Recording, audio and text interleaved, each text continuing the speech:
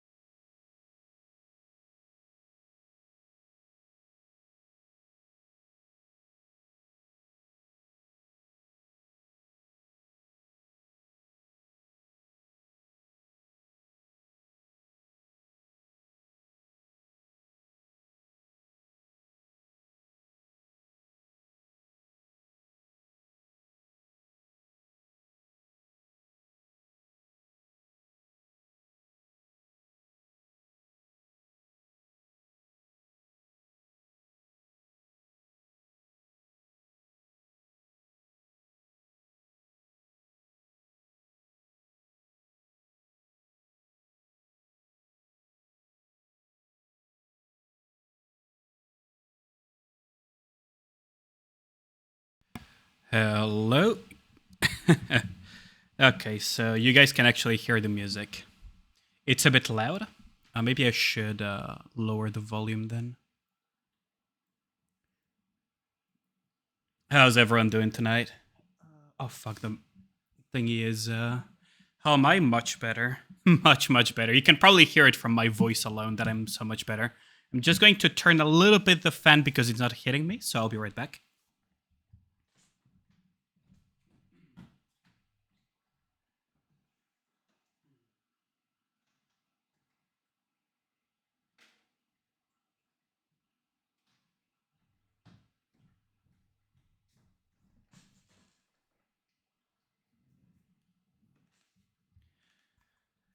There we go.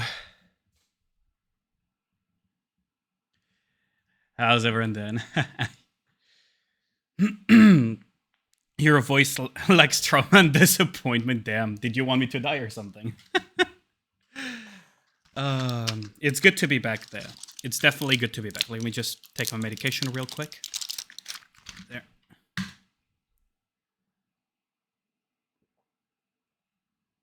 And there you go. Scroll up. Don't mean. Not extra long. No? What? You sound pre-downtrodden. I am considering streaming FF14. I don't know if people would be interested in that. Oh, thanks a lot, Shinjuku. Much appreciated for the resub. 11 months already. Oh yeah, by the end of the month, it's gonna be my affiliate anniversary, isn't it? Damn.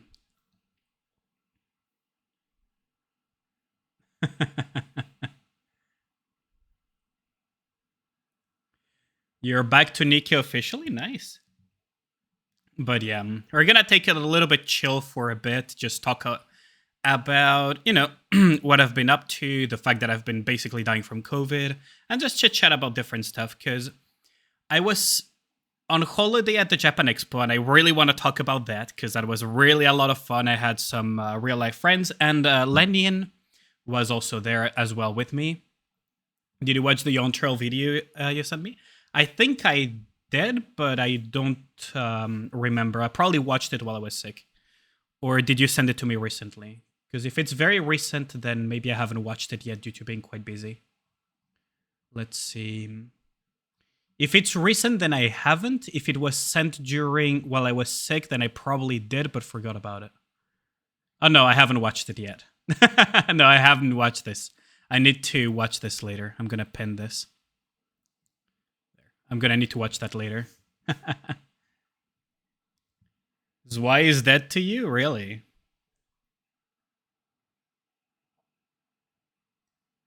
D2 also released the final DLC. D2.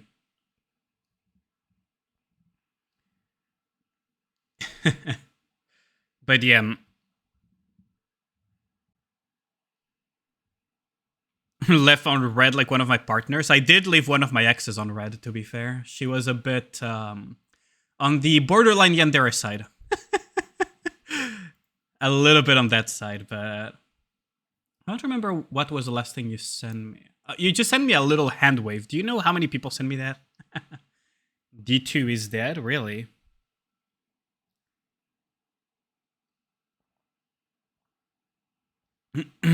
No, that was not something that was not something I chose intentionally. But yeah, she was quite something. God.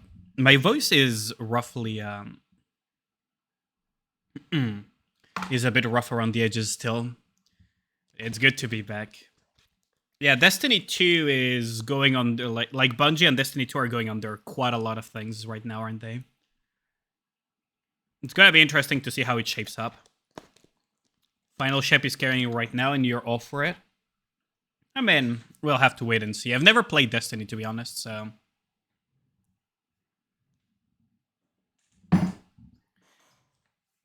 Malding and just chatting, that's new. How's it going, Tinny? No, we're gonna mold a little bit later. Right now, I just want to catch up with you guys a little bit before going into the mold. Chit-chat a little bit. I do have some announcements to make when there's a little bit more people, like a little bit more of the usual suspects, because as you may have noticed, I have eliminated one day from my schedule. And there is a good reason for that. It's for health reasons.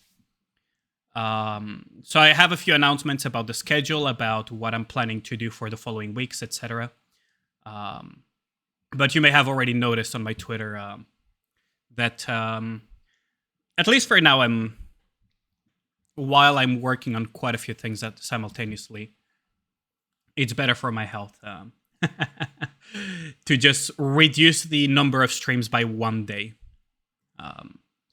Because my doctor said if I kept this up, I'm going to regret it. So I'd rather listen to the doctor, right? But yeah, so as you guys might know already, I went to the Japan Expo. So that's something that I actually have been dying to talk about. Those of you who follow me on Twitter probably saw a bunch of my tweets about the Japan Expo and everything, which I went to with two real life friends, and I also went with Allyane, who you guys probably know from Nikkei content creation and stuff.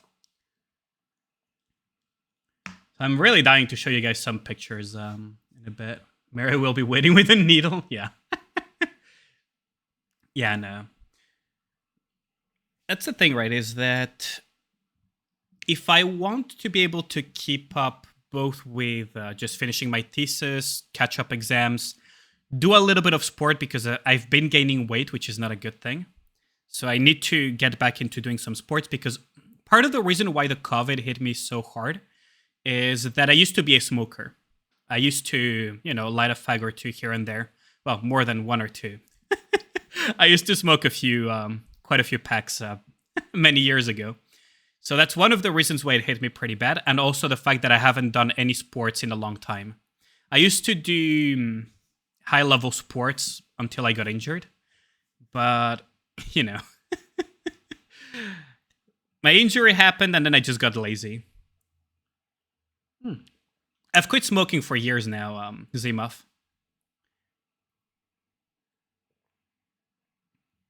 High five for cleaner lungs. Yeah. I used to smoke packs, but I've completely quit out. That's what your bully also says. Used to do high-intensity sports until I got injured. In my case, I just broke my inner meniscus, so I cannot do like super high-intensity sports anymore. Got hit hard the first time. The second time was more of an annoyance. I have had COVID before. That's the thing. But this time around, apparently, like I had some blood work done and everything. Apparently, my health is way worse than last year when I got COVID for the first time. How's the Olympics? Good question. I've actually... So, I recovered from COVID, but I was still incredibly exhausted. But I already had some tickets that I had bought with a lot of advance, with a lot of anticipation, and it went through. So I ended up going to some of the Olympic stuff, even though I was half dying on my way there, but it was a lot of fun. I actually have some pictures. I actually have some pictures about the Olympics. Hold on, let me just fetch them real quick. It was a lot of fun. I actually did go to the Olympics. I went to a couple of things. I went to the rugby, to the swimming, and to the volleyball Olympics. So let me just grab a few pictures to show you guys, because I took a couple of pictures here and there. Because it was really cool to have the opportunity to do that was amazing. Let me just show you guys, because the Olympics it has been a massive mess, honestly. As a person that lives here, it's a freaking mess. Like, you Americans really don't know how to take the subway properly, do you? It's actually insane.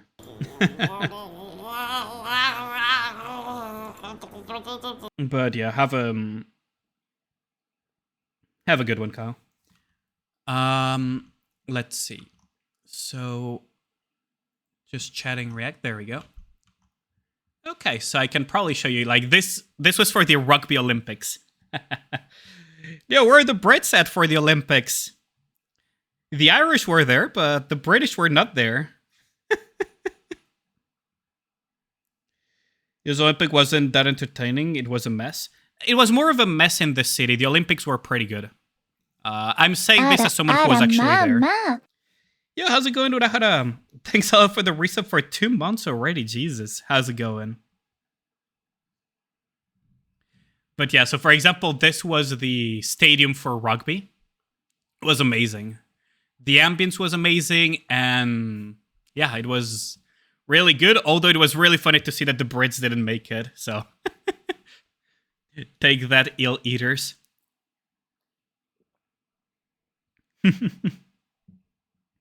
Was rugby my sport? I used to do competitive rugby in high school, actually, yes. Brits didn't make it because Brexit. Oh, the Irish made it. And the All Blacks were there too. I actually got to see New Zealand as well, and Fiji. Fiji are insane at rugby, especially at sevens, because this was rugby sevens. Doing better? Yeah, absolutely. I am doing so much better now. But yeah, so had the opportunity to go to the rugby. I also had the opportunity to go to the volleyball, beach volleyball. So as you can see from the picture, it was right next to the Eiffel Tower, actually. Whoops. Why is this stupid? There we go. It was right next to the Eiffel Tower. Why is this thing being stupid? Okay, there. It was next to the Eiffel Tower. You had the beach volleyball stands and everything. And it was amazing. Even at night, you had like all of the phones up and everything. It was quite competitive rugby. This changes the lore so much. Oh yeah, I used to do competitive rugby in high school. Part of the reason why the disciplinary committee teacher was so lenient on me was because I was a starter on the team, and he was really involved with the rugby. Then you had hold on, let me show you. These were the Swedish players for the men's beach volleyball. They lost to Qatar, by the way, by very little. It was very, very close. And of course, like I said, at night where you had teams, I got to see 3 matches, I think. Also, because the matches went all the way to 10 p.m., I got to see the queen. yeah, how's it when going, she Yellens? speaks, I bark. When she wants to sit, we were there because they're still become part her of the... chair. No, it's part of the competitive. They actually didn't make the prelims. They lost at the preliminaries, Ragna. That's why the British weren't there for the Rugby Sevens, which was really funny. But yeah, I got to see the Eiffel Tower at night with the illuminations and everything while they were playing beach volleyball on the side here. I think this was this France versus... Yeah, this was France versus Germany in the thing. Also, there were a lot of Germans. There were a lot of Germans. You're making a visa joke? Oh, that's true. Yeah, that's true. And then I got to see the Swimming Olympics as well, which was really fun. Really spectacular. Actually spectacular. Really, really spectacular. So it was a lot of fun for the Olympics. Did you watch the volleyball match with the Dutch team who has that highly controversial dude in it? No, I actually did not. I did not get to see the pedophile play with his balls. Fortunately, in a sense, actually. But yeah. It was very controversial that he made the team for sure. Which was quite something.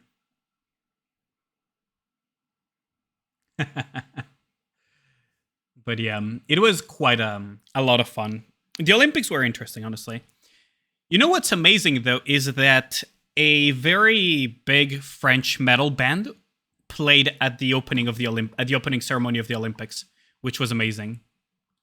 We do not mention the forbidden touchy. Fair enough, Tropical. Fair enough. How's it going, my dude? It's been a while.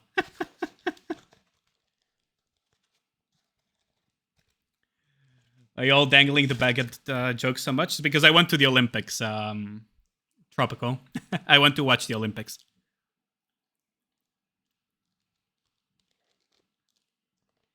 You're lost? What do you mean? The Forbidden Duchy is, a very controversial volleyball player. A very, very controversial one.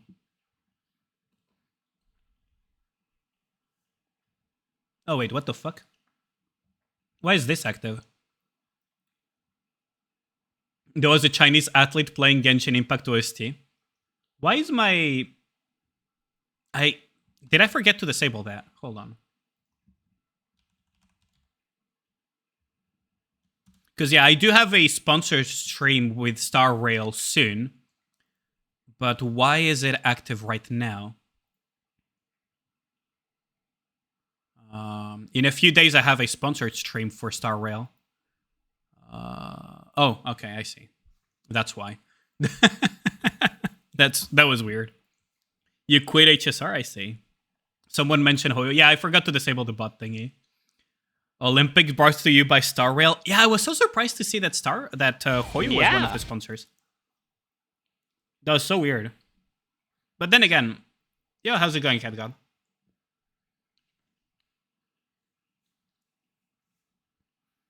China loves France for some reason. Well, not for some reason. I know exactly why they love France, but it's quite interesting to see that it's maintained.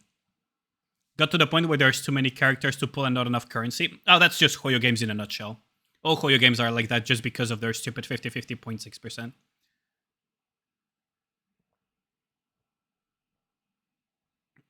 Usually when someone mentions a keyword of the sponsor, that will pop up. Only if you have the bot enabled. I didn't realize that it was enabled already. So I just went and disabled it. So you can just say HSR or Genshin and it will just... what's it called? It will not say anything anymore. But yeah, it was really interesting. ZZZ has been trading you nicely, but HSR is more hoggish when it comes to gacha currency. ZZZ is still on the good side because it's still early on. Once you get past what we call the honeymoon phase, it's going to be It's gonna be just the same. But yeah.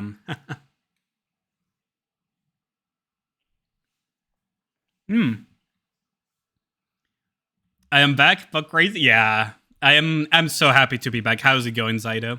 Can I get a shout out for Zydo? Well, do I have my mods on right now? Hold on. Ozzy and Ragnar here. Oh, okay. So probably Ragnar can do it. But yeah, I'm so happy to be back. Zydo, how have you been? Oh yeah, I need to show you guys the Japan Expo stuff as well. It was last month, but I was so happy to go there too. Hold on, let me pull up the Japan Expo. So for those who follow me on Twitter, you will have seen these pictures already. But basically, I went to the Japan Expo, which is a very large anime convention and Japanese stuff convention in Europe. And what's it called? I think it's one of the largest, if not the largest, anime convention in all of Europe. It has a little bit of the unfortunate side that a lot of the things are in French because it's in Paris. But let me show you. But yeah, I went to stuff like the ZZZ booth. They actually had a booth specifically for ZZZ in the Hoyo corner with a lot of cosplayers and everything, which was pretty cool. I got a lot of goodies. So this was on the first day. Everything I brought back from the first day out of the 3 or 4 of the Japan Expo was so much. Yeah, there was actually a Cygames booth with a lot of Grand Blue Fantasy Relink versus regular Grand Blue Fantasy. They had Princess Connect stuff. They had a lot of Uma Musume stuff. Holy crap. Yeah, they were pushing the Uma Musume stuff. It was really funny. There was a Hoyo booth that had Star Rail and ZZZ as its main components with a little like corner shop for Genshin. Like Genshin got absolutely fucking shafted. And Honkai Impact and Tears of whatever it's called got absolutely like, huh? Do they even exist type of shit? It was so bad for them. Yeah, Uma Musume was quite pushed actually. Quite pushed. Yes, here's the Cygames booth, see? You see the freaking Uma Musume thing over there. Big ass Uma Musume thing with all the Grand Blue Relink versus all of that stuff as well. It was really cool actually. Like I said, there were like all the cosplayers for this is easy bit. Like these cosplays are really good, aren't they?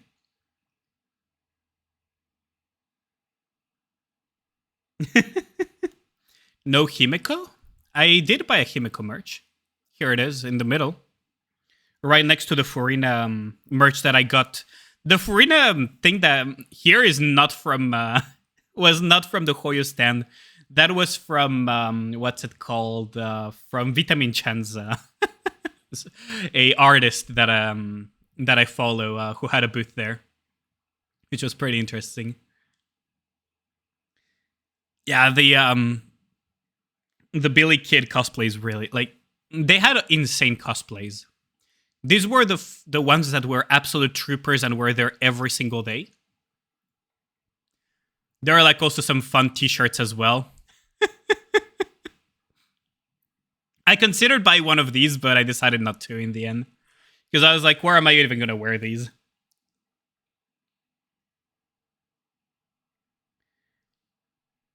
Ricardo, yeah, exactly. And there's also the fucking Yakuza as well. Like, these are so good. The Ricardo one is amazing. The Ada Ricardo.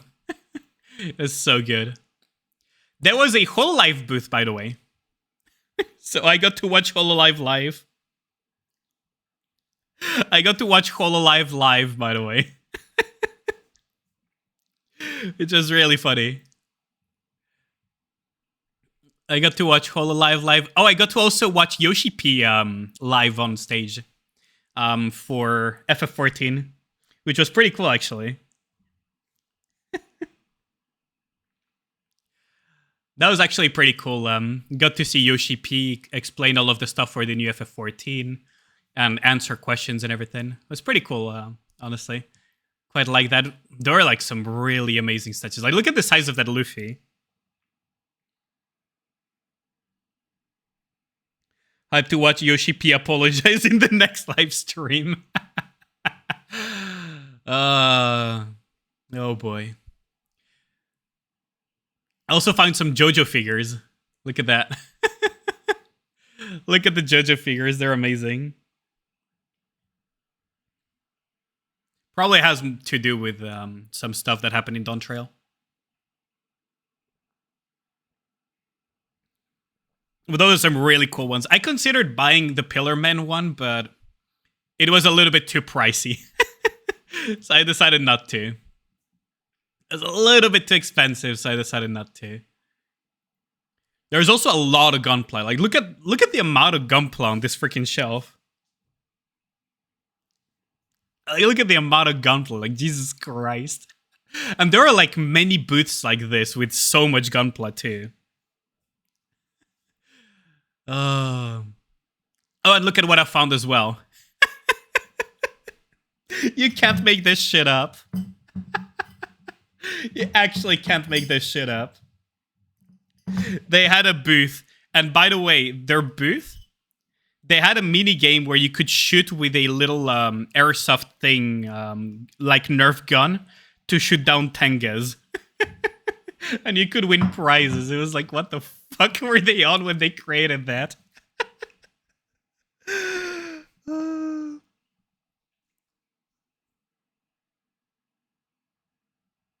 It was Oh, I had a lot of fun, Cat God. Think I had a booth in Alpha in Singapore. It was wild. I also got a Ame-chan figurine from Needy Stream Overload, by the way. She's sitting right in front of me on my on one of my commander decks. Well, not commander deck, in the Magic Knight set thing that I have. Singapore government literally bans porn. Yeah, I know. I know. I lived in Singapore. That's wild that they had a freaking stand. I mean, then again, if they don't make it explicit, they're technically not breaking any rules, which is wild. Can you win the Tenga figure? I think you could win like Tenga merch, which was really stupid.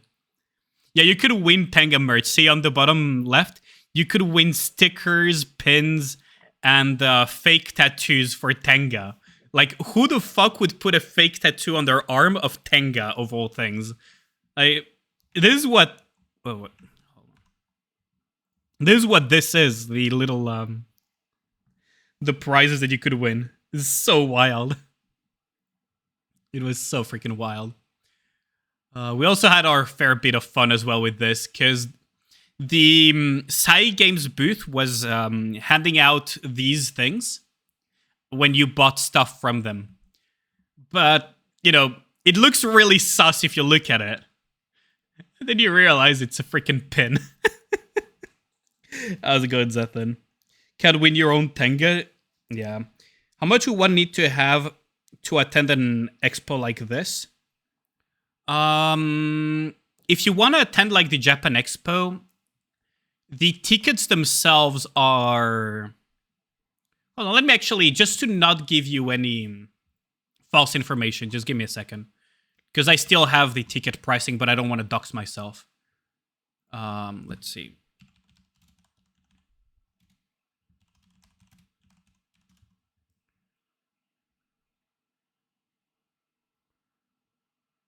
So it depends on how long you want to go at it, right? It depends for how long you want to go. But usually it's like, what's it called? It's like 60-ish euros for the tickets for a 4-day pass. There you go. And then, well, yeah, I personally live here, so it's not a problem, but then you would have to pay for hotels and everything if you're traveling. So you would have to look at hotels and everything. The earlier you book all of this, so for example, in my case, I booked all of this almost last year. Well, not last year, like in January, I had already pre-planned everything. roughly. But if you're talking purely about, the tickets for the expo itself, just the entry, for 4 days, it was like 60 euros or something, from what I remember.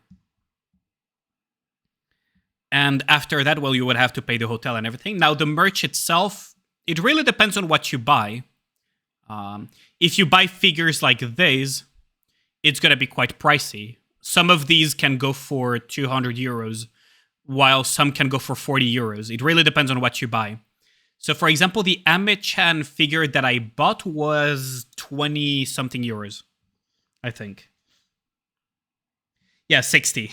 Yeah, 60. It's like 60, and if you buy them really late, they can go up to 90, but it's like, if you buy them in advance, early bird gets the worm type of thing.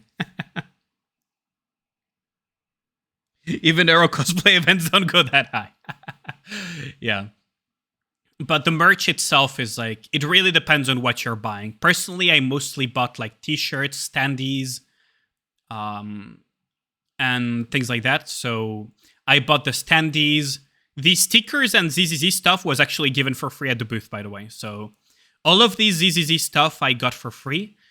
What I bought were basically the HSR Himeko, the Furina standee, this artist, I'll remember her name in a second.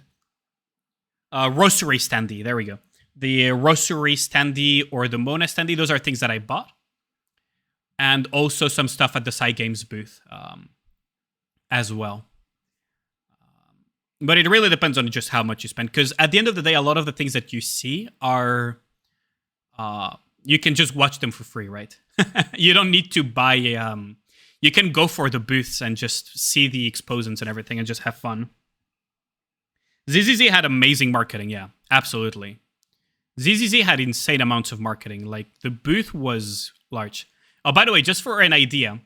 This is just one of the 2.5 holes that were in the Japan Expo, by the way. Look at the size of this thing. That's just one of the multiple holes there were. It was a pretty big con. It's not as big as, say, AX, but it's pretty big nonetheless. It has like 100,000 less attendees than AX, I think, than AXLA. Look at the size of this thing. That's what she said. I kind of regret, I took a picture of this, and I was thinking, I need to ask the guy that runs this booth if they're going to toss it after they're done with the expo. Because sometimes they toss these things, and you can ask, like, yo, if you're going to toss it, can I just bring it home? And they're pretty chill about it. The HSR Genshin and Honkai Impact Trade figurines. Figurine-wise, they didn't have that much officially, like in terms of official merch. But you could definitely find figurines in the other stores for sure. Amongst the official merch that they had at the Hoyo booth was mostly like standees and stuff like that. And keyboards and other stuff. They didn't have that many figurines, like actual figurines, like, like these type of figurines or like the Ame-chan that I bought. They didn't really have much of those. But they had a lot of standees and stuff like that. But that's in the official booths, right? That's in the official booths. You could always get them in other booths anyways, because some companies make all of that merch, but it's not official Hoyo, so they don't put it in the Hoyo booths, right? If that makes sense. But yeah, it was a lot of fun. Also, Ubisoft had a booth for Assassin's Creed Shadows, by the way, which was really funny. It did oddly well, actually. I thought for sure that people were going to, not want to have much to do with the Assassin's Creed Shadow booth and everything, but it was actually full during every single day of the expo. The line was full at all times. With how much figurines go for, it would be much cheaper to take a paid class and learn how to make one yourself. That's true. But yeah, no, the Ubisoft booth actually had a line at all times. They had also something quite interesting. They made a little escape room minigame for the Assassin's Creed Shadows thing, which was pretty cool, actually. I know they got a lot of flack for some of the stuff they did at this expo, but there was a lot of misinformation around it too. Also, look at this boba tea. Look at this boba tea that I got at the expo. How cool is that?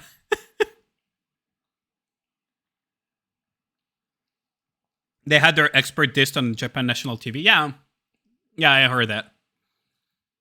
I'm talking about the misinformation around the Ubisoft booth in the Japan Expo. Because there was a certain washed-up game developer, ex-Blizzard game developer, that for some reason is on such a crusade that he's completely fine spreading complete misinformation. I won't say his name, but some of you probably know who I'm talking about.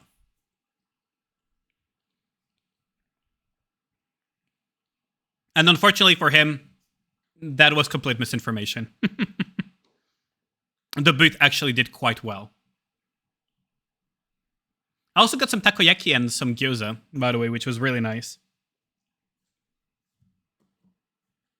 You're better off not knowing about him, honestly, Amatsu. Trust me.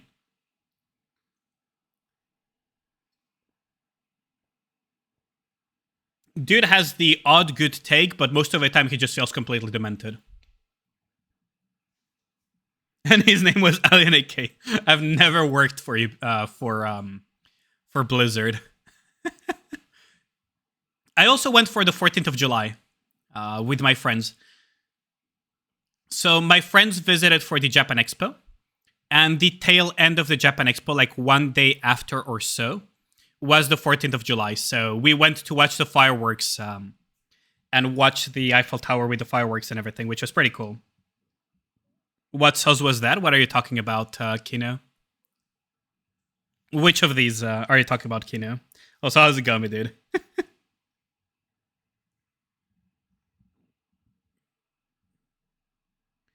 Oh, for the takoyaki? Oh, just regular takoyaki with kupi mayo sauce.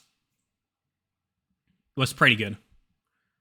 Like, it wasn't the best takoyaki because at the end of the day, it's a con, but it was not bad. It was actually not bad at all. So I had a lot of fun with that. And as a result of the con, unfortunately, as y'all know, well, life was not Chica no Kono Koshikandan. Fucking COVID hit me. I actually got COVID at the expo, I think. Oh, thanks for the hydrate. Much appreciated. I actually bought some barley tea at the expo.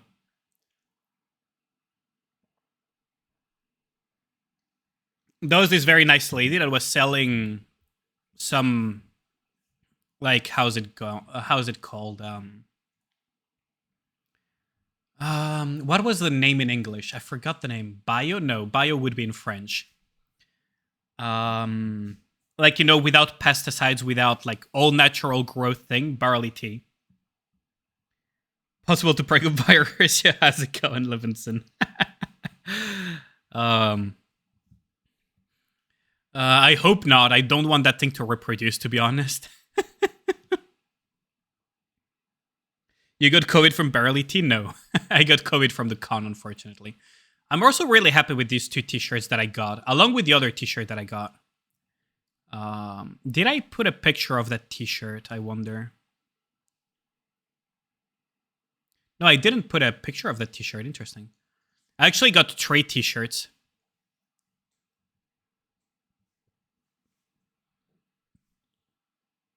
But yeah. Also, fun fact, by the way, because there is the Olympics, right? Let me show you.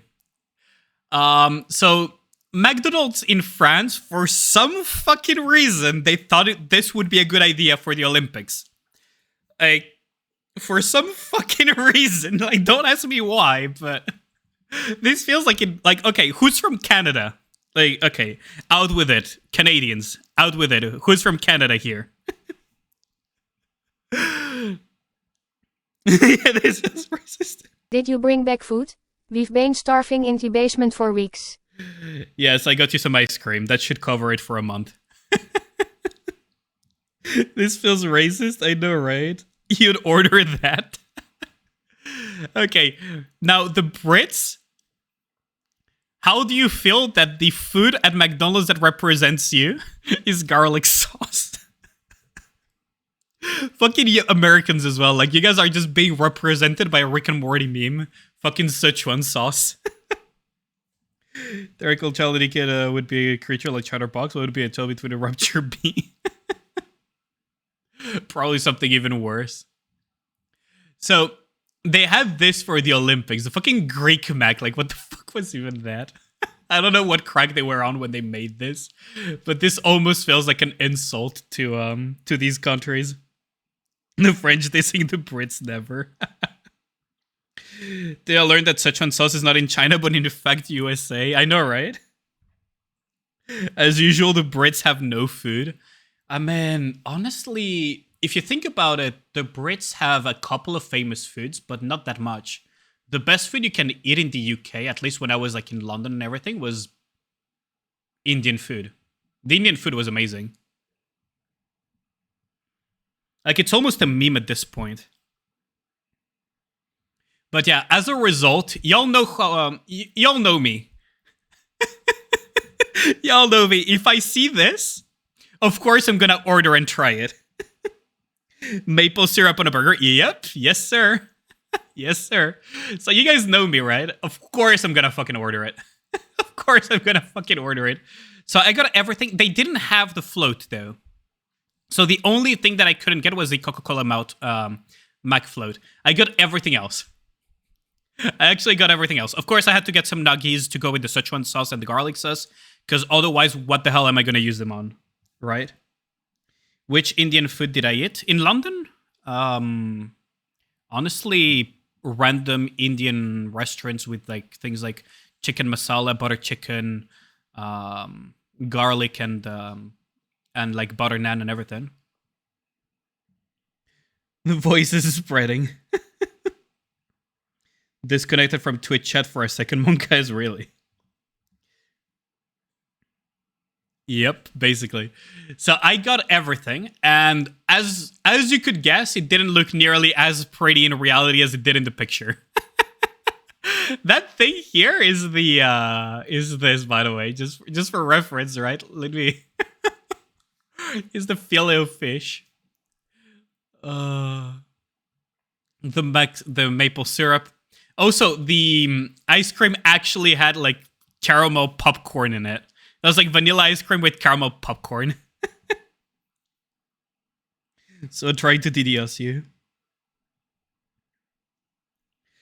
Now you're hungry. So much food talk always gets you hungry. Understandable. Honestly understandable. But yeah, of course I had to try it. It wasn't as bad as I thought it would be. It wasn't amazing, but it wasn't as bad as I thought it would be. I still can't get over the fact that this feels borderline racist. Like, why is this the caramel popcorn McFlurry? Because I think this is Indonesia, right? Hold on. Am I forgetting my flags? Yeah, it is Indonesia. Like, the fillet of fish is the freaking Aussie one. Like, what happened? Especially the Greek Mac almost feels like an insult to Greek people. Because, by the way, it was just 2 patties of beef. It was literally 2 patties of beef with a little bit of like some sort of yogurt sauce and tomatoes and onions. Yep, come Halloween extension emote. I know about the Yep come emote for sure. But we're not adding that anytime soon. Is it sour for the yogurt taste? It was kind of sourish, yeah. Veg Indian dishes suggest you the paneer tikka masala and the mother paneer. Oh, that sounds pretty good. I think I've had that in the past. But I'll definitely keep it in mind for the next time. But yeah, of course I had to freaking order it. Also, I don't know if you guys know this. What the hell? Shut up, Twitch. There we go. Marciana is getting a gacha costume. Marciana is getting a gacha costume. So that's a thing that's happening soon. ish. But yeah, that was basically what I was up to in the past week or so. Like being sick, dying, and watching penguins to raise my mood. Nice job, Shift Up, yeah. You skip Viper, you will think I won't skip Marciana, true. But you stop caring about gacha costumes? I mean, for me, for the most part, I don't buy them anymore. It has to be a really, really good one for me to buy it. And a little side story, by the way. My dad bought me this Olympic t-shirt thing. The funny story about it is that I explained it here in my tweet, right? But a lot of you don't follow my Twitter, so you probably didn't see this. My dad is like a boomer in the proper sense of the word. He was raised by people that lived through World War II. And he was basically raised with this idea of, you know, like this kind of like boomer mentality of you don't really show too much your emotions and that type of stuff, right? Like he's really bad at expressing himself. He has like this almost, I don't want to say macho sense of projecting his image, but you know what I mean, right? With boomers, it's like it's almost macho thing to like, you know, not talk about when you're depressed, not show too many emotions, not show excessive affection, you know, that type of stuff. And he's really bad with that. Now we're getting at most one Fullbars weekend this month. Yeah, that's gonna be disparaged too.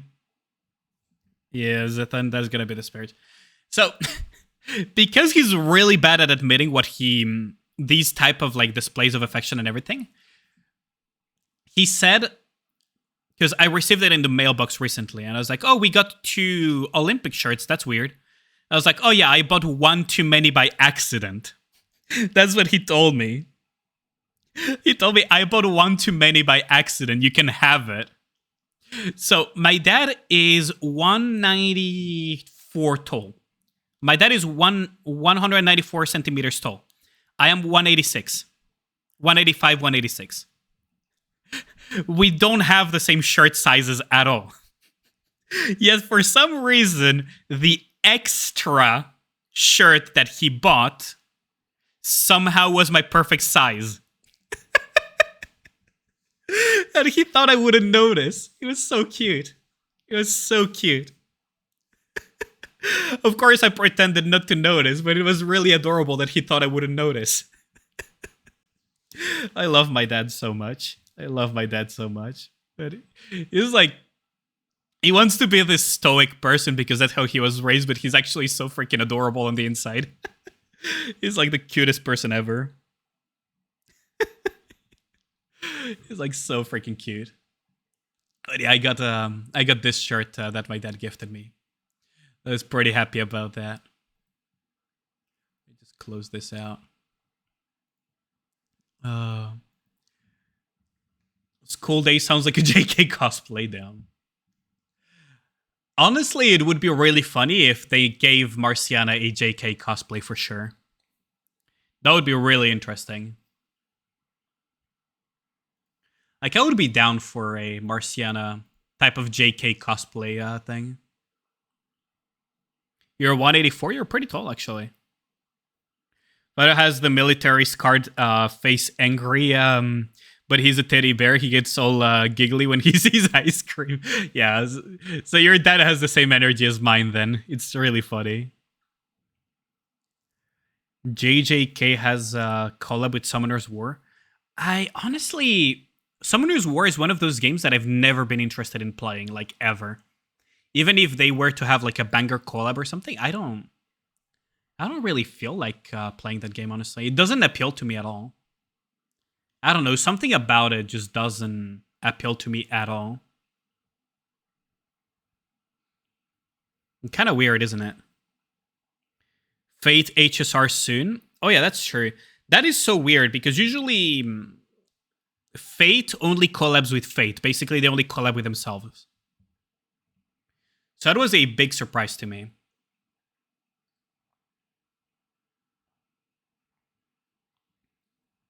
I can't... Like, that is one of those really weird ones.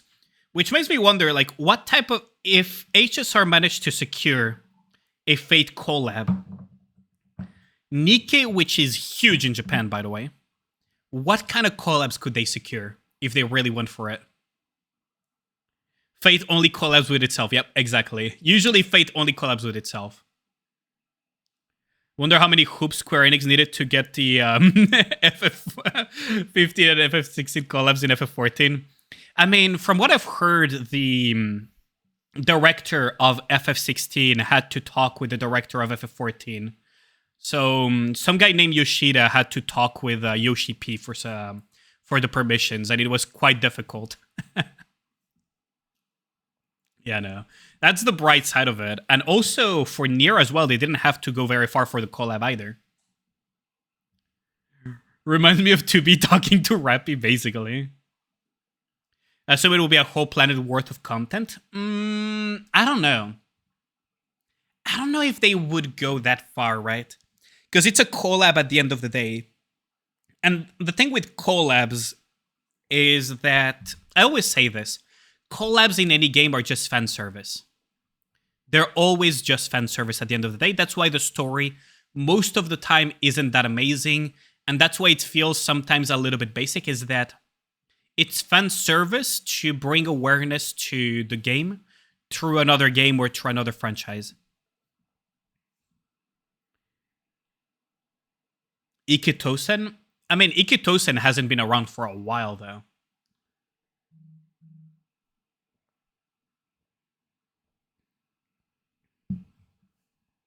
But that's the thing, right? Just one chick in the entire studio. That must be hard, though. I mean, it could be fun to have an Ikitosen collab for sure, but I don't think that would be like the most hyped up one. If they went with something like, let's say, Licorice Recoil when it was at the peak of its popularity or something, that would have been a collab that a lot of people, at least in Japan, would have been hyped about, for sure. Right. I don't know what collabs I would want with Nikke anymore at this point, honestly. Stellar Blade is one that we're all looking forward to, but we know it's coming. The question is, what other collab would be, like, hyped up quite a bit? What would be another good one? Dave the Diver was an unexpected one that I actually quite liked.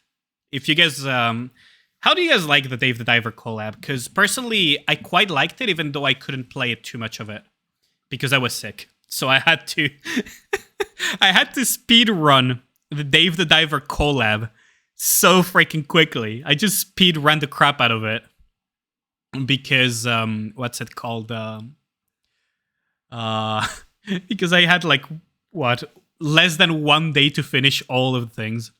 We need more like Dave the Diver. I agree with you, Ozzy. I agree with you on that one. I would love more mini games and more collabs like Dave the Diver. It fits so well. It was so seamless because it allowed them to add a really fun mini game. Dave the Diver best Nikke changed my mind. It was really fun, but only because they simplified the restaurant management part. I can imagine that. I would imagine that they wouldn't put the entire freaking game in just a collab. But the minigame that they put in Nikke was quite fun. The Dave the Diver one. Where you went down, hunted sharks and everything, and then just ran a restaurant on the side. Honestly, I had quite a bit of fun with it. For the short duration that I could play it.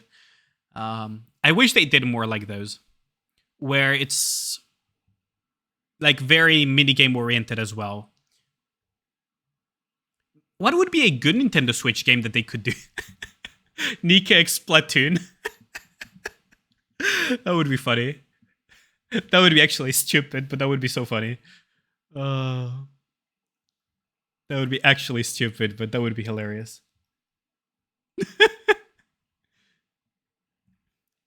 Nikke Link? You mean Legend of Zelda? Honestly, it's so stupid. I would almost be down for it. Nikke X Splatoon. Aww. Oh, Queen and Care. So Nikke on your phone and remember about you. Just wanted to say, fuck you, baby girl. Thanks a lot, Queen and Care. Thanks a lot for the 200 bits. Much appreciated. Don't give them ideas. Thanks. Oh, thanks a lot again for the... Thanks a lot for the 400 bits. Much appreciated. Thank you, thank you. I don't think I've ever been called baby girl, but thank you. Nikki and Social Experiment Lane B. Damn, that would be something else. Nikki COD so I can charge 120 for anime skins. Nikki X COD would be let's just quadruple the file size of let's just quadruple the file size of the game, right? Thank you, couldn't care. Nikki and Dot Hack. I used to play a lot of Dot Hack back in the day. Especially Dot Hack GU. The trilogy. I had so much fun with it. Like, how many of you played the Dot Hack series? I'm actually curious, because all 7 games you played, Amatsu, damn. I played what? I played Dot Hack GU 1, 2, and 3. I think I played Dot Hack Link and one more.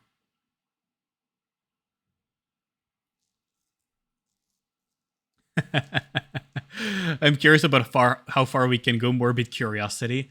I mean, honestly, like, I'm kind of curious too what would happen if we had something like, I don't know, a Nikkei X Ubisoft franchise or something.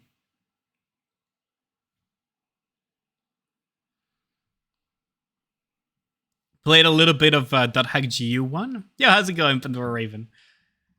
Oh, that was so fun.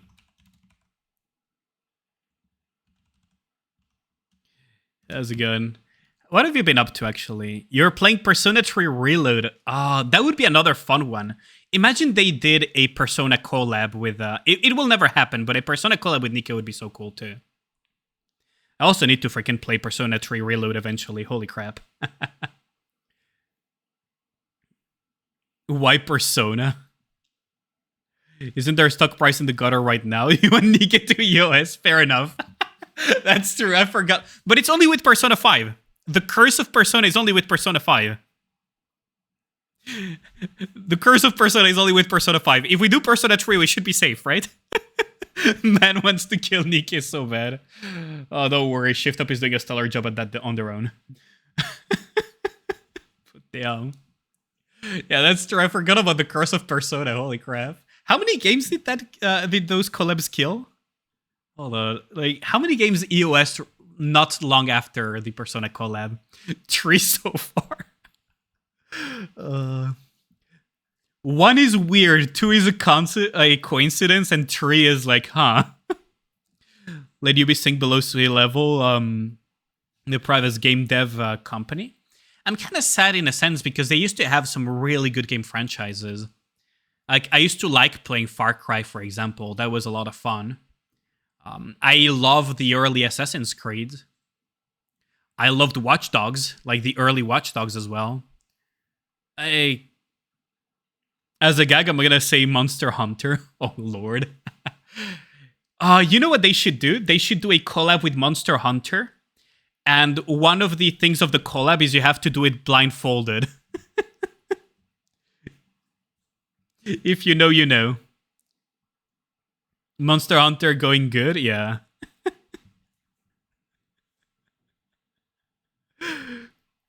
Monster Hunter collab heavy bow guns? Yeah. Wilds is highly anticipated. That's true. It's just the community side of Monster Hunter that is that is in a funny situation at the moment. Nikkei and Black Lagoon. Black Lagoon is it still running actually? Is Black Lagoon still ongoing? Because I could have sworn that manga like kind of ended. It has not ended yet. You just misspelled any black. It hasn't ended. I could have sworn I haven't seen an update on that manga in a long time. They do have a browser game. I see. I could have sworn that thing hasn't been updated since like the freaking Chinese spy arc or something. I had to stop my friend from his money-making idea in FF14 idea. What was his money-making idea? Was it crafting stuff now that the race has ended? Now that the week 1 raids have finished? Oh, so I was not that far off. Speaking of manga, you got any recommendations? Currently, manga recommendations, Honestly, I haven't been reading much manga lately. I've been reading a lot of Reincarnated as a Villainous stuff, though. Let's just... I don't know if it's bad or not, but I've been reading a lot of those Korean manhwas of being reincarnated or possessing a villainous type of thing. I've been reading a lot of those lately. Oh, a lot. In the time that I have. But yeah, I do enjoy manhwa as well. Manga-wise, I haven't really read much lately now that I think about it. Like, what was the last manga that I read? Like, proper manga.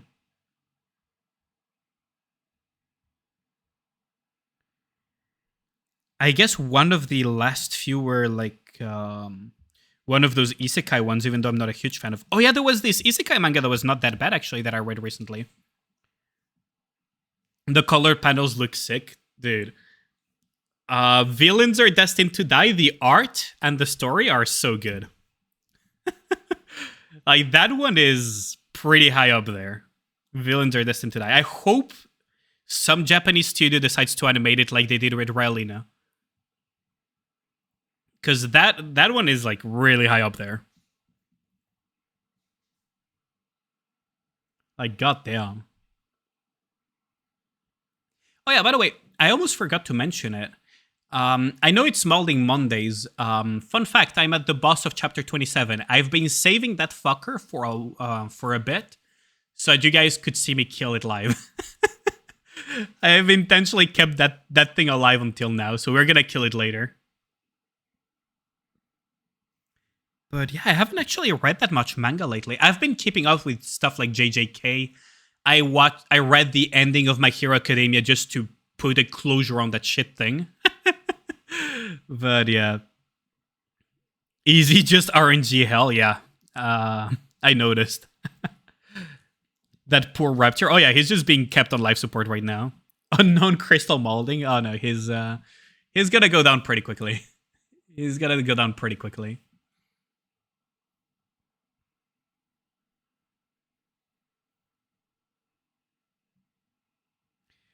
I intentionally let a struggling enemy live so we can witness the public execution war crime detected. I mean, you know what they say. It's only a Geneva suggestion at the end of the day. But yeah, that's gonna be a little bit of fun that we're gonna have. Funnily enough, all the low CP clears use Rapunzel just to deal with that stupid one-shot. Hold on, I should probably... Hold on. Do it like this. Like, more like Geneva suggestion, am I right? Like, who hasn't committed one or two good war crimes here and there?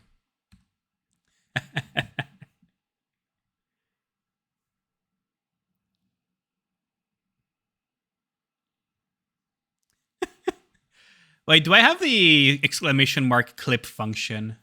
I need to add that if I haven't already.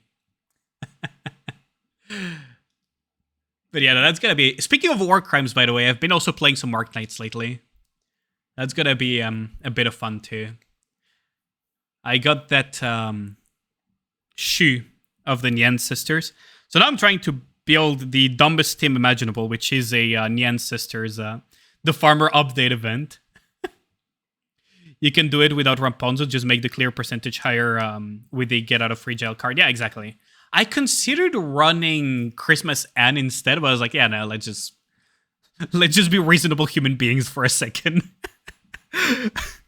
You lost 50-50 to the boy, you're so sad. I lost multiple 50-50s. Actually, I had to spark her, I think. The girl's ability looks so sick. Oh, they are. They're a lot of fun. Try to go back to Blue Archive, but it feels so weird. Really? Right now it's Dress Hina, Dress Akko, And what else? I think Makoto is still on Rate Up. I'm not sure if Makoto is still up, actually. But yeah, Blue Archive has a lot of things. Actually, now that you mention it, I actually did get... on Blue Archive... what's it called? I did get Hina Dress, and for some reason, Swimsuit Miyako decided to come along. And I also got Ako Dress as well, which was quite a bit of fun. You can, in theory, go straight grenade launcher until you kill both, so good luck on RNG. Yeah, that's true. So when I tested him a little bit, just to see how bad it would be for the Malding stream, he decided to go grenade launcher into grenade launcher into grenade launcher, so it was like, okay, cool story, bro. Because you're not far enough in the story to have unlocked everything, but it just feels weird to play, that's what you're getting at. Oh, I see. The story is good, so don't skip it, actually. The story of Blue Archive is quite good. But yeah, it will feel weird for a while until you get used to it, because the thing about Blue Archive is that once you kill both, he's a potato, so at least there's that. That's true. Well, there's still the Morning Star to take care of, but, you know, I frame. Potato, potato. It's not that bad. Also, I need to do the Changli story. I've heard so many good things about the Changli story in Wuthering Waves.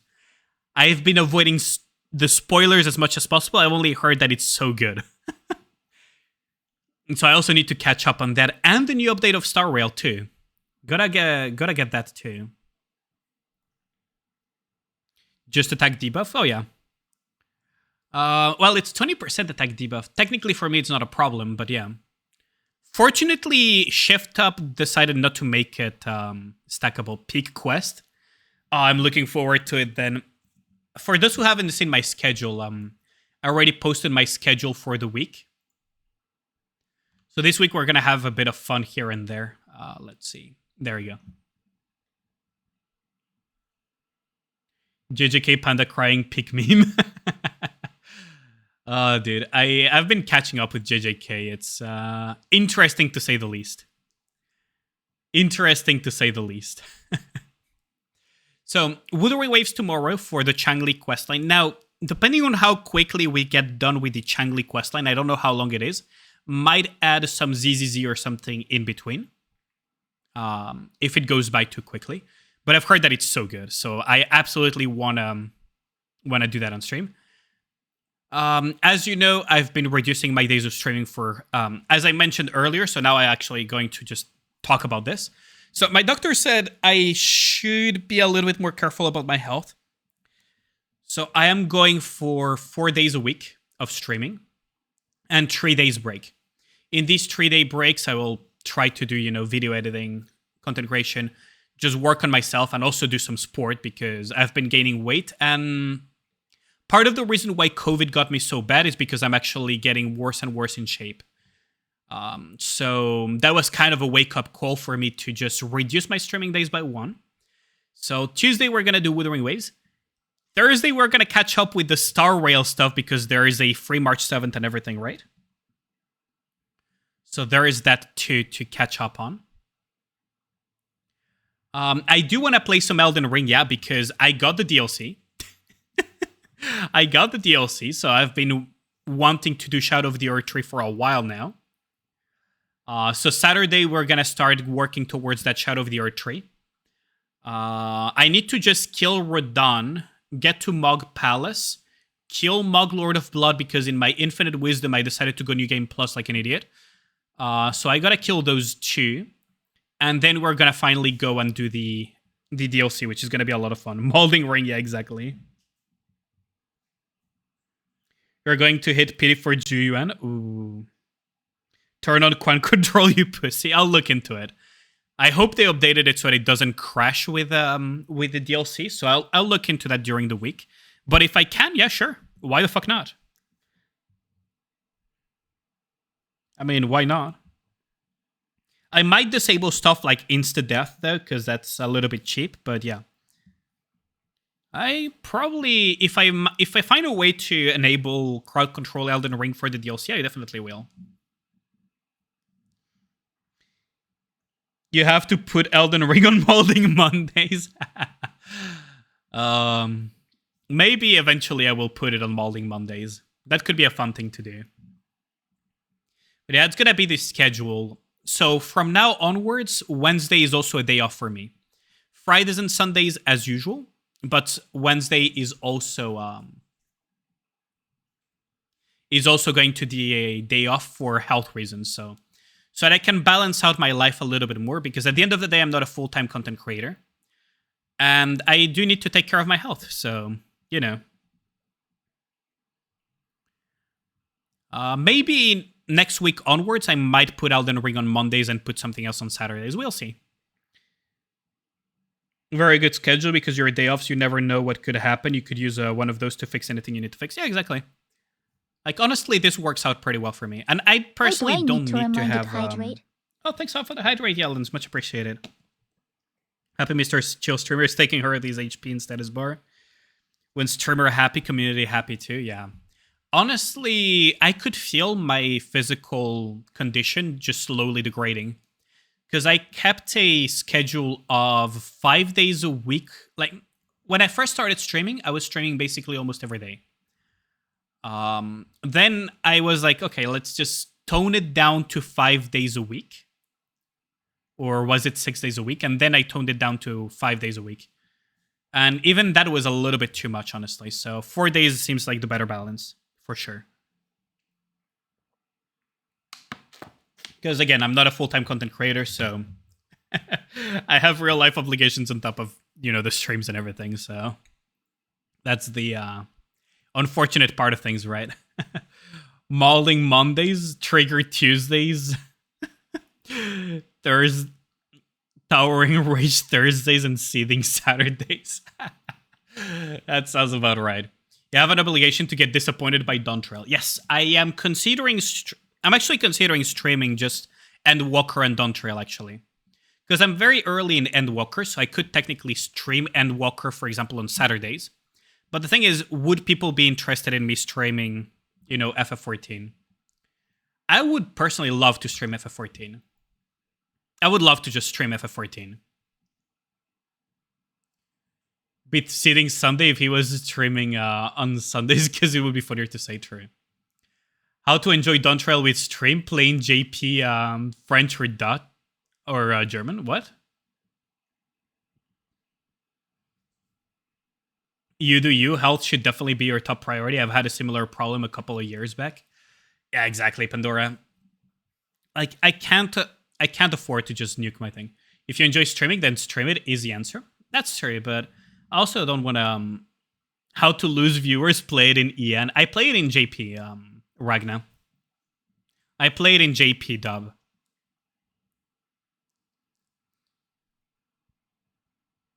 I wanted to get into FF14, but it's scary how big it is. You get lost so easily. Ragna's answer, just find a sugar daddy. Oh yeah, like I found with Lenny or what?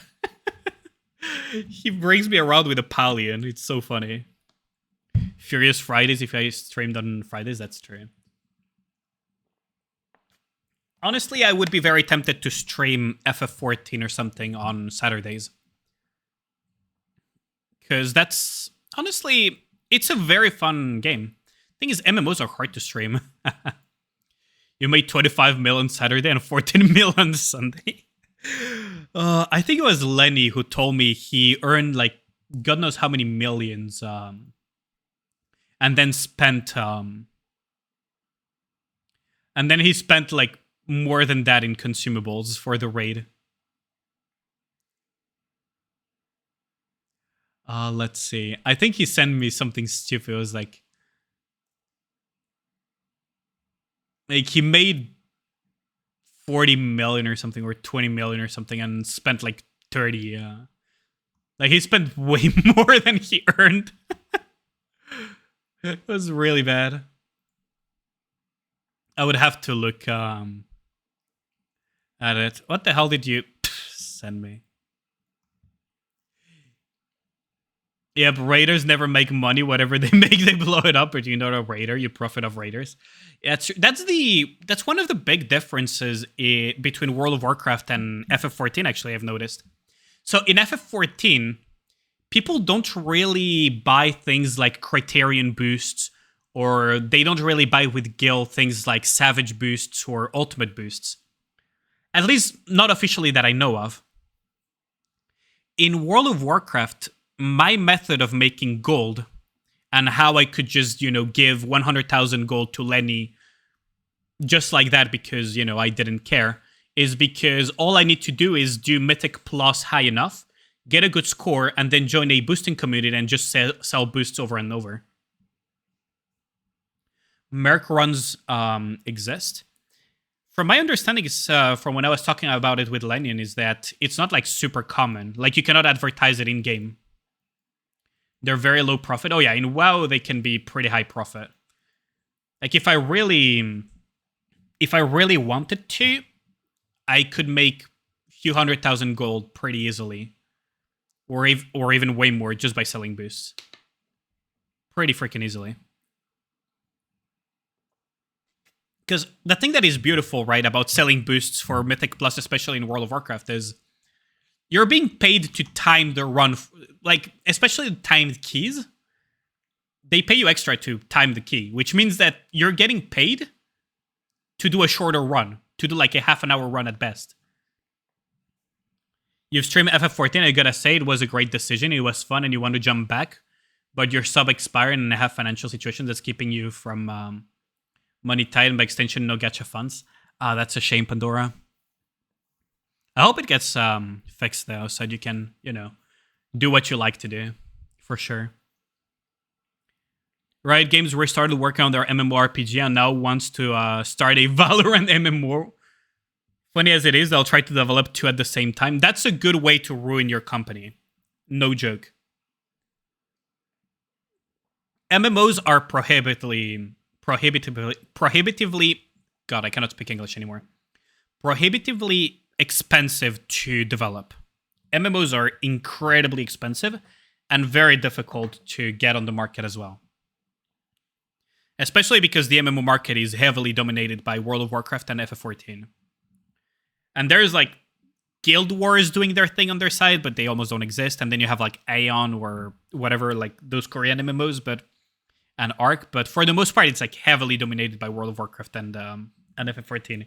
So you have to somehow make an MMO which is incredibly expensive and convince the players of those two-player bases that are very attached to their fucking MMOs to drop that to go for your MMO. Good fucking luck with that. Especially because recently Blizzard actually cracked the code for MMOs. What they do is they stagger the seasons and things that they release from the different MMOs that they have. Because basically you have World of Warcraft Classic, you have Season of Discovery, and you have Retail. And they stagger the releases of everything so that there's never a content drought. Because if there is a content drought on Retail, people can just jump with the exact same subscription to Classic or to Season of Discovery. And they just feed an internal ecosystem of just World of Warcraft, and people just never leave World of Warcraft, which is insane. I am not jumping back into that, though. I used to be pretty good at the game, but I'm not jumping into that. Way too much of a time sink. FF14 sounds like a big time sink too, but honestly, it's a time sink that I'm a little bit more willing to do because World of Warcraft, I'm approaching, almost 20 years of playing that game? Or was it 19 years? How old? I think it's getting close. It's celebrating its 20th anniversary this year, isn't it? FF has drought, so you have freedom. Yeah, exactly. Mage player detected. I got my cutting edge Jaina Proudmoore as Fire Mage, yeah. But I play a lot of tank too. I used to main Brewmaster quite a bit too. Brewmaster, Mage, and originally at my peak of hardcore World of Warcraft, I was a Priest main, actually. I was a healer main at the peak of my hardcore playing World of Warcraft. Because you're so focused on making Gil, you don't have time to do your EX runs. Fair enough. That's fair enough. But yeah, I used to actually play a lot of Brewmaster. I tanked Nyalotha, Vault of the Incarnates, Castle Natria, and the entirety of Legion with Brewmaster Monk. I also did like Mythic Plus and everything on the side with Brewmaster Monk. But also, because Brewmaster Monk wasn't that liked by pugs, I played a lot of Windwalker Monk in Mythic Plus. And at some points as well, Mistweaver Monk. But yeah, for raiding I also used, and Mythic Plus I also use Mage.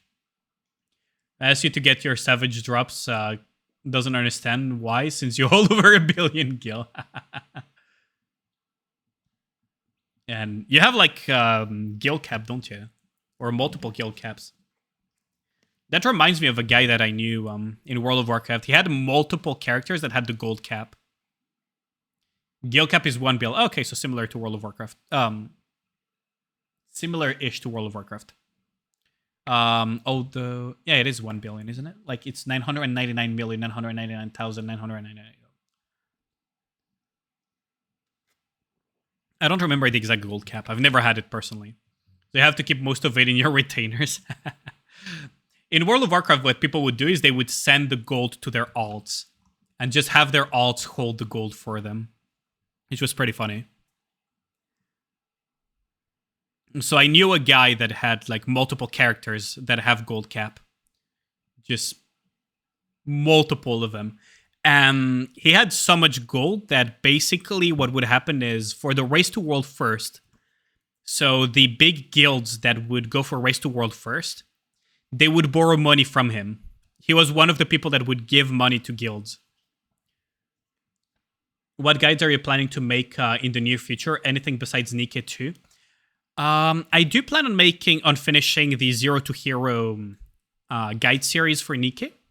And then after that, I will make probably a couple guides here and there for things like Wuthering Waves if I find stuff that is cool to showcase. And other gacha games that I play. If I find fun, cool stuff to showcase, I'll definitely make a guide about it. But I will also do a lot of like, fun highlights and stuff like that. A Viper level 100 rotation guide. Just roll your head on the keyboard. That works.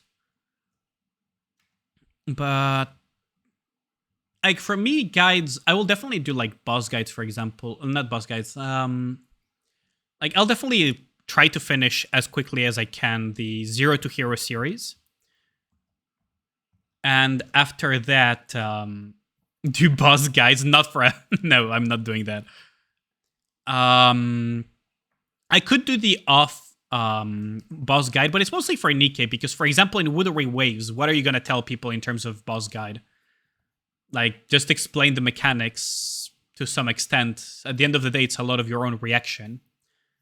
But if I find cool stuff to showcase, I'll definitely do it. Could do a boss guide for Mirror. Yeah, for example, I could do that for sure. This Mother Whale guide is shit. You need to have meta Nikes. Good lord. I still keep getting some really dumb comments on my Mother Whale guides for some reason. It's always funny to look at them. I'll also probably do like some character opinion stuff, but for the most part, the guide part of my stuff, I'll try to do here and there, but it will be mostly either cool stuff or the odd character guide, maybe. It just feels like you're working on a Crystal Chamber guide. Oh, nice. Time to redo Whale guide and add Crown. I actually did a second guide for a Whale. You have quit Wuwa for Snowbreak. Am I stupid? Honestly, Snowbreak is fun too. You have like 50 hours of footage on Whale. Jesus Christ. Oh, on Crystal Chamber. Jesus. Crystal Chamber is a fun one too. It has like little nifty tricks. It really has like some really funny nifty tricks. Like, for example, the fact that it doesn't matter at what timing you kill the pillar. If you kill the pillar, it interrupts the freaking laser beams from the sky. And stuff like that. You need to escape the basement. Oh no, he's not getting out of the basement anytime soon. My mods are locked in the basement by contract. But yeah, like if there is a specific guide that I feel people like, there is a gap where other people aren't covering properly something, I might make a guide for it, like I did for Mother Whale. If you're running Mika on Crystal Chamber, you're doing it wrong. Unfortunately, that's not how you play Crystal Chamber, Bandani. That would be... Unfortunately, because you need to push damage on high CP deficits or solo raid, Mika was not the best option. Which is kind of sad, honestly. You have a niche for me to cover? What is it? Glamour guides or something? Welcome back, Zal. I'll probably make a guide for the new SI bosses, though. Reclamation Algorithm 2 is coming to Arc Knights. As AK, you should make a guide for it. Can you do a Nikit Fit tier list? Oh, I would be down for that. That would be funny. We could make a community tier list, too. So do you guys also get involved on that? We could definitely do that sometime this week. I do have a lot of just chatting just planned for... You guys may have noticed that I have planned just chatting for every single stream. And that's because I just enjoy chatting, honestly. Then you're listening in while prepping dinner. Ooh, what are you having for dinner? Let's see if I get hungry, because I haven't had dinner yet. Glad to see you back in streaming healthy and all. Have a nice rest of the stream. Oh, thanks a lot. Feed tier list. I mean, if the people want that. But as you may have noticed, I'm planning a lot more just chatting segments for the streams. I feel, honestly, it's fun to just chat with people. Allyane, like, it's always a fun time. Glad to see you back to streaming healthy and all. Have a nice rest of the stream. Bye, Allie. Bye, chat. Thanks a lot, Tropical. Thanks for dropping by. I appreciate it.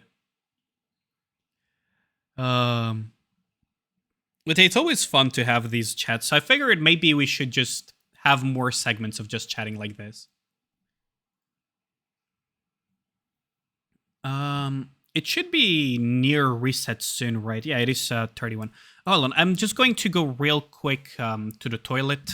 I'll put a small break just to push back the ads a little bit further. 28 minutes, yeah. Basic spaghetti bolognese. Ooh, that's good. I'll be back in a second. I just need to go to the toilet. I've been drinking a lot of water.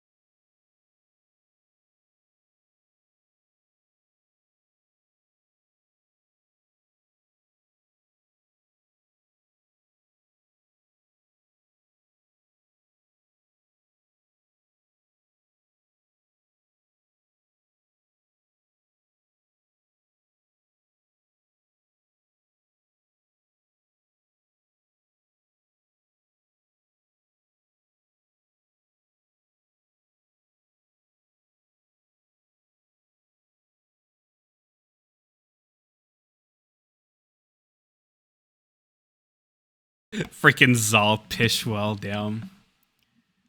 Keep those hydrate redeems coming. I actually just refilled my water bottle. I actually just refilled the water bottle.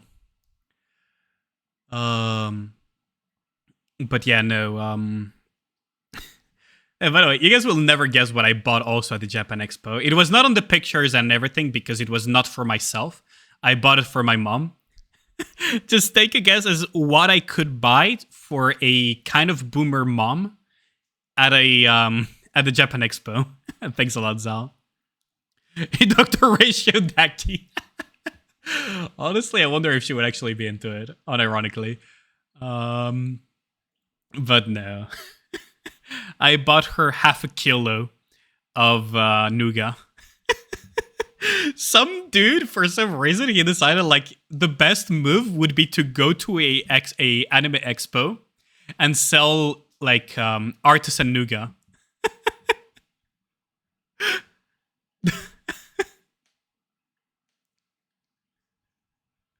I was like, okay, just give me a bunch of it. I'll gift it to my mom.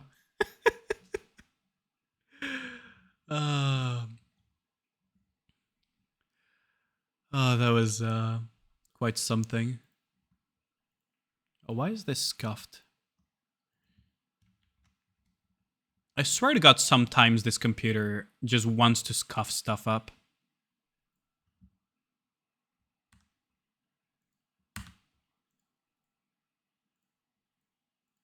There we go. Enough nougat to well my asshole shot. Please stop keep. Basically, I mean, he told me that it lasts for like almost a year. Because it's made out of honey. So I was like, okay, I mean, she was being very nice and everything. Because, you know, I had friends over and stuff. I was like, okay, let me just buy her something nice with my money. You know? I just bought her a freaking half a kilo of nougat. Because she loves nougat. She absolutely loves it.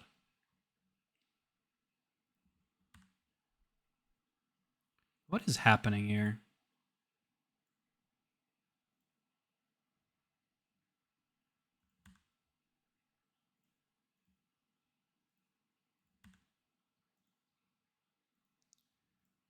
Okay, let's see.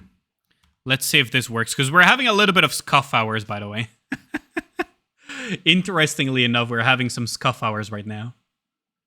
Kind of weird, but let's see.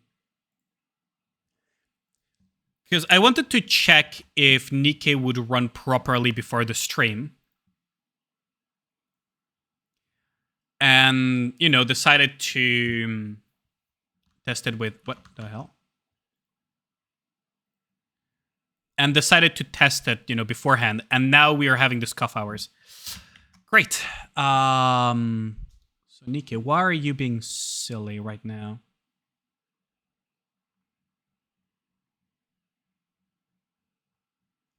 Why are you being silly?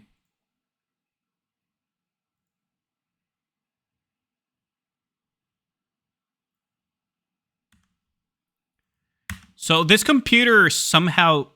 One, doesn't want to terminate the previous Nikke instance and believes that Nikke is still running. Oh, great.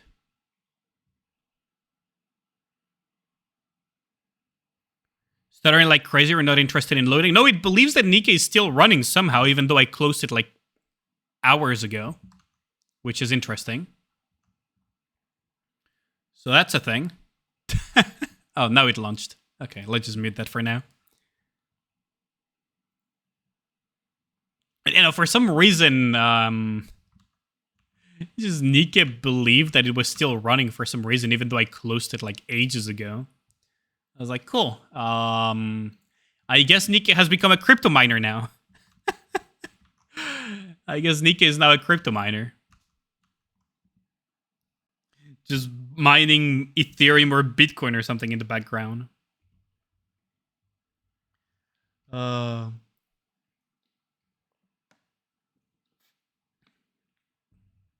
Those sneaky shifters, I know, right? That's the thing, is that sometimes I genuinely swear it feels like they're mining crypto in the background with Nikke. It genuinely feels like they're mining crypto in the background sometimes when you see the stutters that it gets and the resources that it eats. You're like, there's no fucking way. Like, there's no fucking way, right? It takes that many resources. Is definitely mining crypto zoo. Oh, Lord. Did you guys see that he's trying to sue CoffeeZilla for that, actually? I don't know if you guys know who CoffeeZilla is, but basically a YouTube investigative journalist would be the word. Exposed the whole crypto zoo thing. And now he's trying to sue him again. It was really funny. But honestly... Like what? 2023 was the year of the crypto scams. Like 2023, 2022 roughly was like the year of the crypto scams. This year feels like the freaking year of the PDF files. Like, holy crap. Hey, has it been like one per month that got outed so far? Like between the girl that worked with Mr. Beast, Dr. Disrespect, and then some other dudes like earlier this year. It feels like one per month has been outed so far, on average. When he's already famous, that's to FTX, yeah. It feels like ever since COVID, we had like a shit year of something every time, doesn't it? Like, holy crap.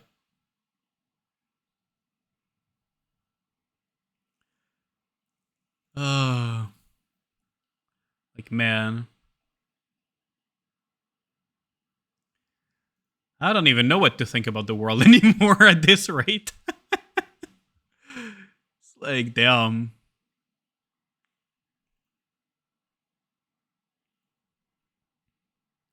I know, Zal. It's weird. The world is crazy, man. But we just gotta chill with our gacha, right? We just gotta chill with our gacha. Yo, right now, can you do me a favor? Can you set the game, the category to Nikke? We're gonna start by murdering that raptor that I've been keeping alive. Thanks a lot, man. Let's just also change the music, because we've been having some lo-fi so far, you know, for the chill stuff. Let's just go into some different music now. And wait, there we go. Should be. It should load. Hello. Oh, the ranking thing is some slam music. Open X, check whether Marciana's Kindred marketing has released Close X. Only loop that makes sense. That and wishing Tweet to get better because she's sick currently. Honestly, the loop has been weird. Oh, someone hit me. Let's see. I probably cannot hit this guy because 2 leaps ahead. Giovanni. That's slow, isn't it? Pretty sure. I could probably force it to be even slower. That probably... I probably don't want to deal with ICBM Amelia. Now, is my Jackal... Is my Scarjack faster? It's probably faster, isn't it? Although Scarjack probably murders that. I think this works out. At least the F will get off her back. True. But yeah, no, it's been a wild year so far, hasn't it? Let's see, what time is it? 42. Let's just get that hit in.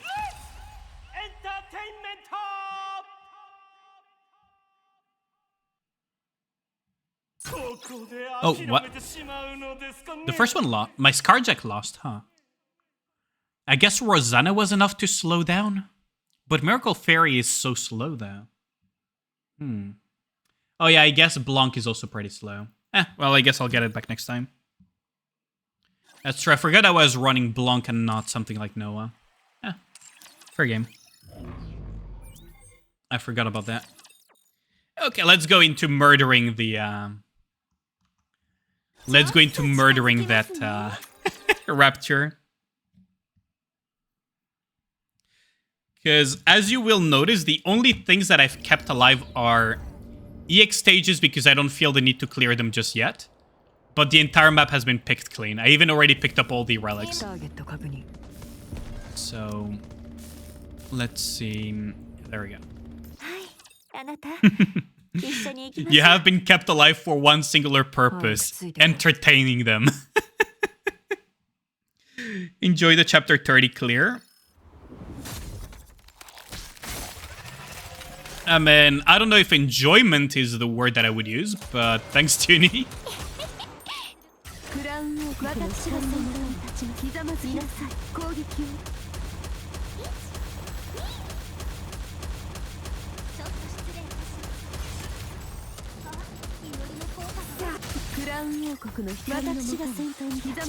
Oh, there goes Red Hood. ちょっと待っててくださいね。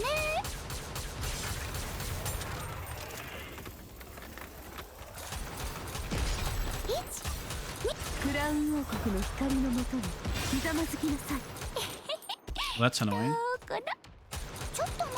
Someone is gonna die here.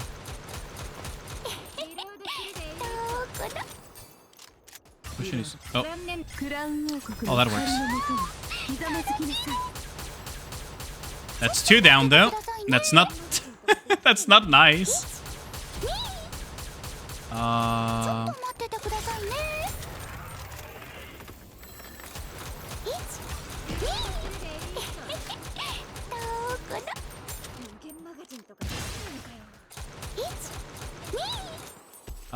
We're gonna need to resurrect somebody soon.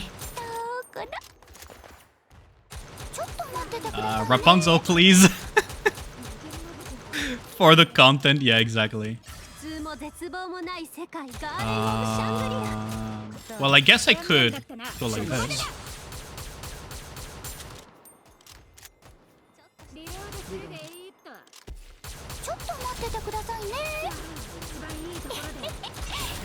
Or are you just gonna take the damage loss here?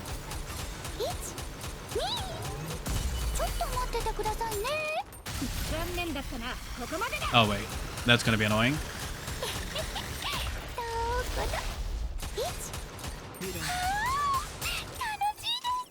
That's gonna be quite annoying. We need to get Rapunzel to get Crown back online ASAP. I don't know if will I time out? Will I time out?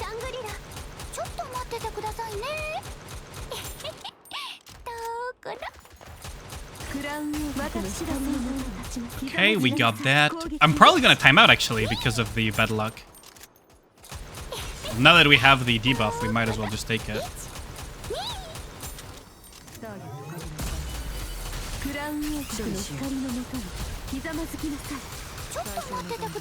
Well, we're at 90, so...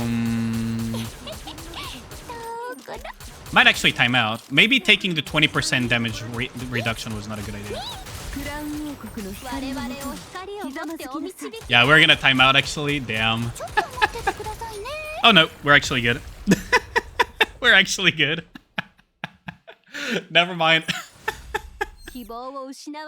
First try. Actual first try. 259, easy. We had piss for RNG too, but honestly 421 sync, so easy peasy.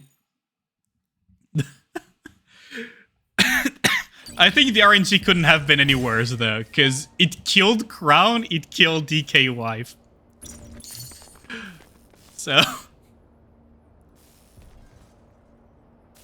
it killed Crown and it killed DKY. As well that you still beat it with several resurrections. The entire strategy on that boss is actually to do resurrections, Gigaduck. But yeah, no, in my case I had the advantage of just being way too strong for this, honestly. Because I should have been there way earlier. Well, not even... I should have cleared that way earlier. I just kind of decided not to. But yeah, it was... the strategy actually does involve using Rapunzel, because you cannot avoid having deaths on that fight. You well hard enough to level 501. Will you do my entire card campaign? I mean, sure, why not? Could also just run Tia and sacrifice her for the greater good. Well, the thing partial cake, right? You're right on that. But he usually beams multiple times before you can kill one. You could sack her for the greater good. If you get Gura RNG, you could just sack Tia and you're good to go. But if you're really unlucky and it beams multiple times, Rapunzel really saves you headaches on that front. Because you just resurrect. But yeah, no, the whole idea... Oh, it's still Electro Week, huh? How long is it gonna be Electro Week for? Huh. I guess this works. So if you kill Tia, nobody will miss her down. Gao really doesn't like Tia, huh? Also, have you been, Mr. Gal? Been a while. Whoops. Oh, wow.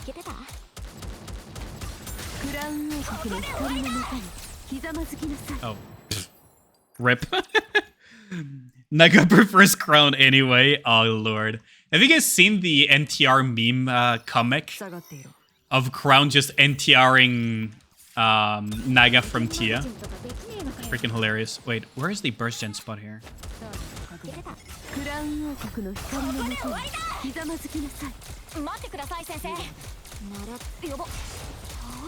Wait, that thing's not dead. Maybe a bit too soon.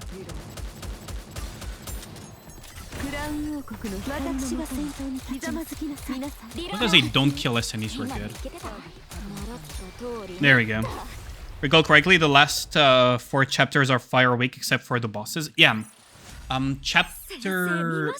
Like, the Cinderella chapter and the other one are Fire Week, but for some reason they made the bosses still Electro Week. So... that's fun. Because Electro is one of those elements, along with Water Week as well, that are just really bad to play for. At this point, though, I gotta say Water Week would probably be way worse. Like, Water Week would actually be way worse, wouldn't it? If you think about it, because you only have Exlude to play for Water Week, and Dorothy, but... that's not a lot. Oops.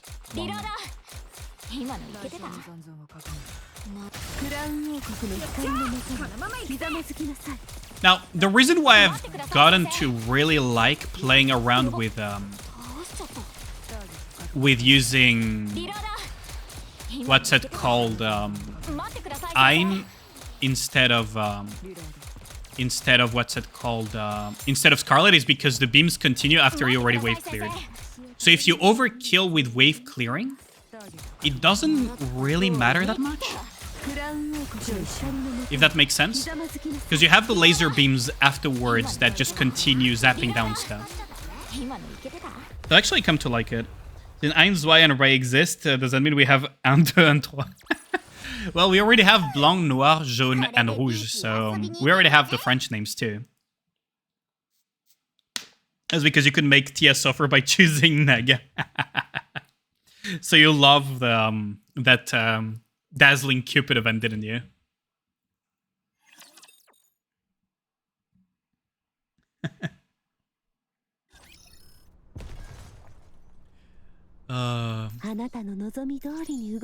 But yeah, part of the reason why I really like actually running around the campaign instead of Scarlet is for that. Now Scarlet is really good too, don't get me wrong. 3 damage is a meme. Yeah, 3 damage is kind of a meme. 1, 2, 3 next then. I swear to god, if we have something like freaking Taco Burrito and something else as Nikas, I would lose my mind. I'd actually lose my mind. It would be so funny. Yeah, no, 3 damage is kind of a meme, honestly. The thing about 3 damage is that the current only situation where we truly get a lot of value out of it is... I mean, I guess we can do it like this.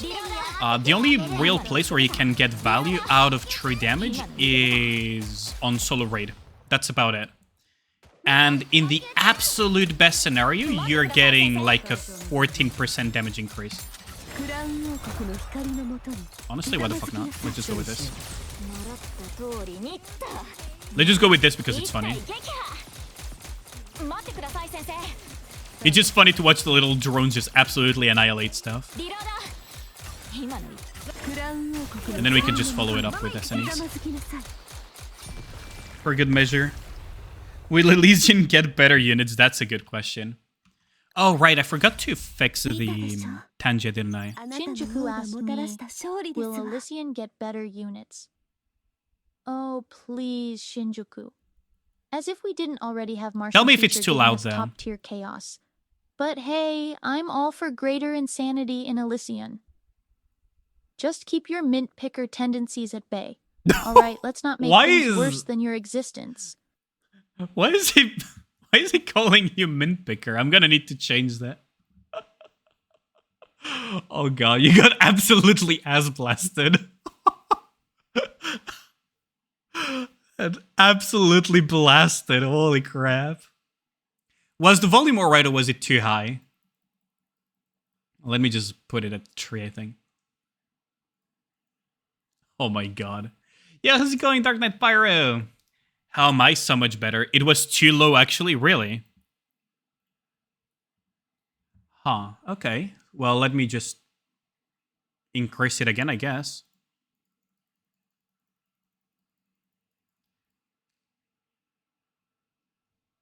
Are you dropping money on Marciana Gacha costume? I'm not sure yet. I need to look at it before deciding, honestly. I need to look at it before actually deciding.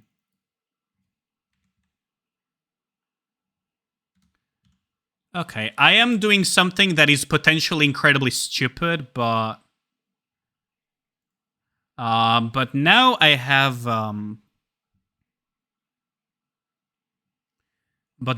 it on, so we'll see if it's too loud or not. You guys will tell me. There we go. Trying to be a Discord kitten for money.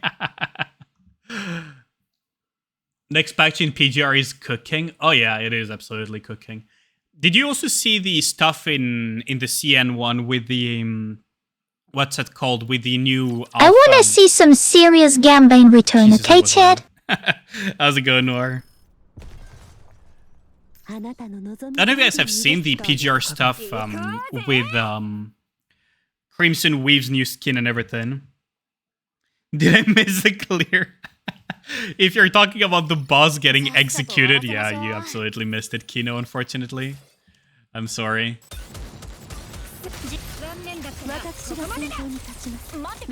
Wait, what? I think Red could use B2. I could be wrong. I could be wrong, but I think Red could use B2.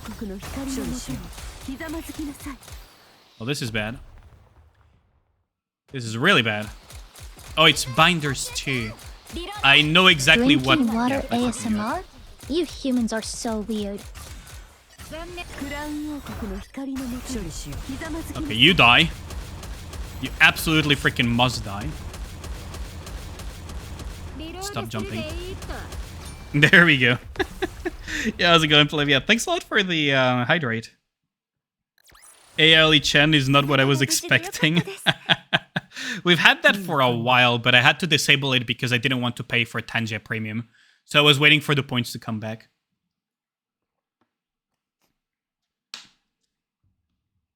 Like a standard banner, you can choose S-rank character 100% they're guaranteed. Adding S21 include the future characters as well. Oh, nice. That is some cooking. I'm looking forward to that. I'm absolutely looking for that. Pay with your life, freaking Gao. That Heaven's Hit emote always gets me, not gonna lie. I actually really like that. Such a silly emote. When are they adding Paper Mario? Imagine if they made some silly, like, Nikkei X Paper Mario. I mean, it technically already exists. What's the name of that stupid game where you're playing... Where you're basically playing... What's it called? Valorant, but with paper characters? There is that game, like... It's like anime waifus meet Paper Mario meet Valorant or something. And it's incredibly silly. I forgot the name. You just probably know what I'm talking about, right?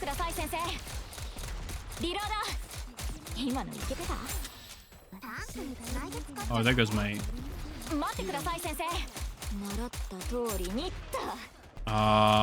Can you die, please? Welcome back again. Thanks a lot, GZ. How have you been? I needed a small extra time for break just to really recover my breath, honestly. Because that was the biggest issue, is that once I was done with the COVID, my breathing was the hardest part. I felt like I had asthma for a bit. Still a little bit tired, but not nearly as much as I used to. Like, I am so much better now.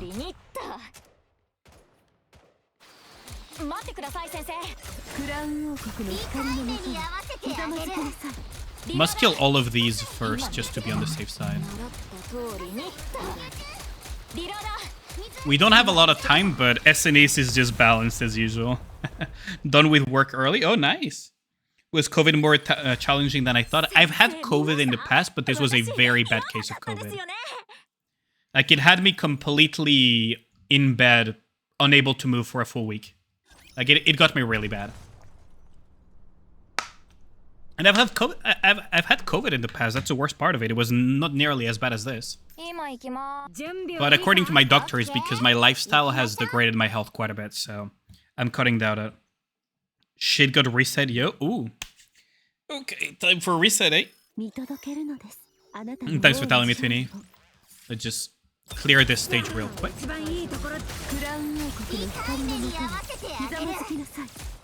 Okay.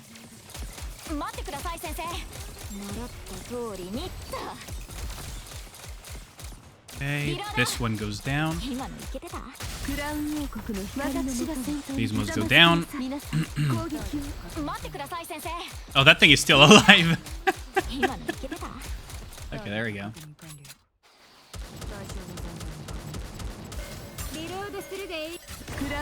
I mean, I guess we can do it like this.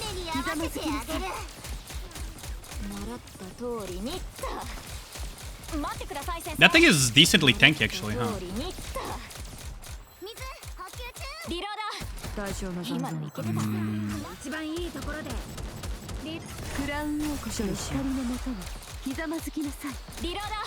It's really funny that the best way to play her is to just quickscope.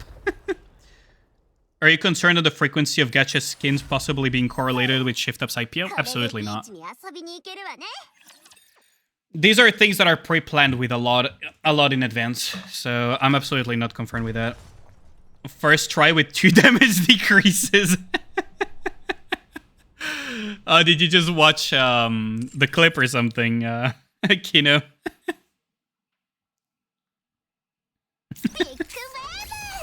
But no, absolutely not. I'm not concerned about that. People correlate certain things that are not correlated. Could they be trying to raise more money? Yes, but these gacha skins were already planned for a while now. You watched the VOD? Yeah, I figured. I figured.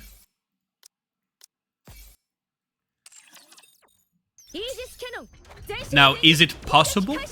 It's plausible at the very least that they could monetize more aggressively for the sake of the IPO. Yeah, it's plausible. Do I believe it? Not really, because these type of tactics aren't enough to sway an IPO. I'll just say that much. Like, just changing a little bit more towards more aggressive monetization and everything, that's not enough to sway IPOs. Like, people think that some things have too much of an impact for IPOs. This is not one of them. I'll just say that much. Like, you're not gonna sway an IPO that easily just by changing a little bit your monetization to be more aggressive. I technically do need steel credit boxes.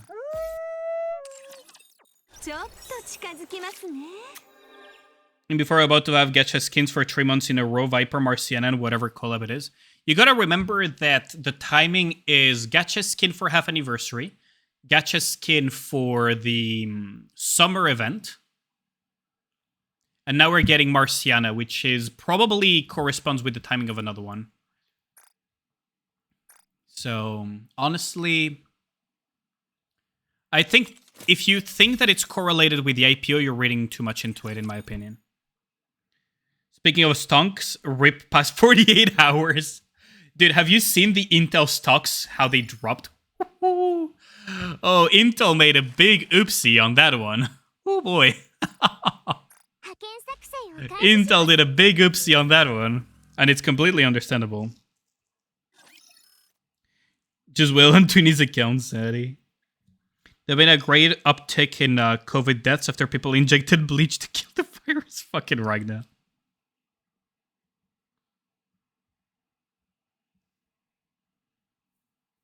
People reading into IPO too much? No way. Yeah, I mean... Yeah.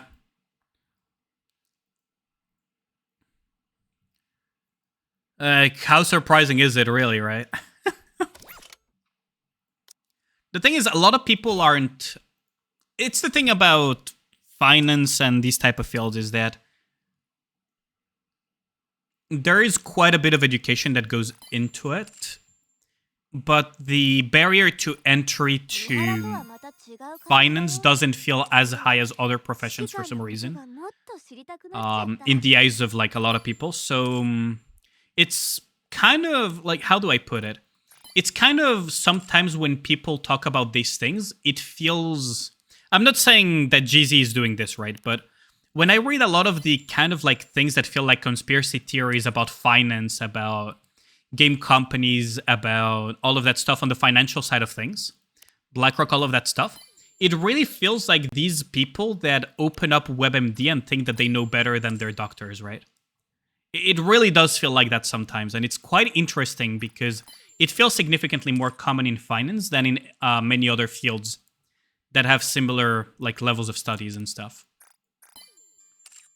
Like, of course you have like the odd person that thinks that because they read a law book that they know the law better than a lawyer. But realistically speaking, they don't feel nearly as common as people that think that they know finance because they traded 2 cryptos for like a couple of days or something. Or they bought stocks of some random company and earned a little bit of money out of it by sheer luck. And now they think they understand finance, right? You gotta focus on grinding for PGR so you don't touch Nikkei till the 2nd anniversary. So you can kiss your skeleton booty. I definitely do need to grind PGR. Because I've been leaving that a little bit too much. Is an Intel stock drop due to the fact that they were burning processors? Yep, absolutely. That was the reason why Intel dropped pretty hard. And that's why I mean that they did a oopsie. They messed up majorly by basically knowing for years now. I think they knew for 2 years. They knew for 2 years that, what's it called? That they were burning chips with a faulty program. And they let it be. They absolutely let it be. And it was like, well...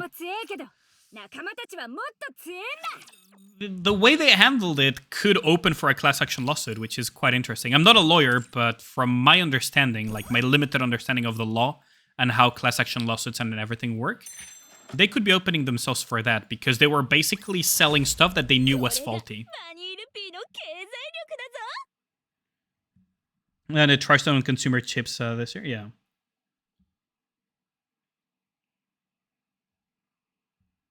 Using an Intel chip, sweats nervously. You might want to check. No Roca hate this. Oh wait, did we put the Roca Gamba already or not? Oh, Zetan is... okay, let me just see. Start prediction. Roca Gamba. It's not full burst weekend, is it? So let's just put it on 10 minutes. There we go.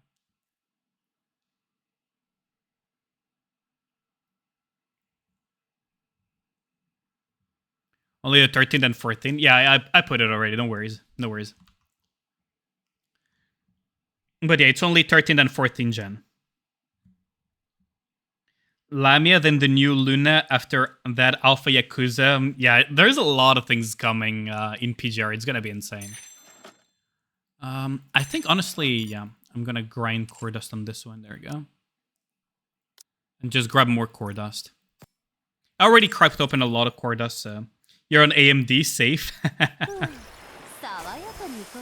So the thing about the Intel chip and why it's faulty is that they messed up the amount of electricity that goes into the cores of the Intel chip, which leads to basically what happens when you overclock wrong.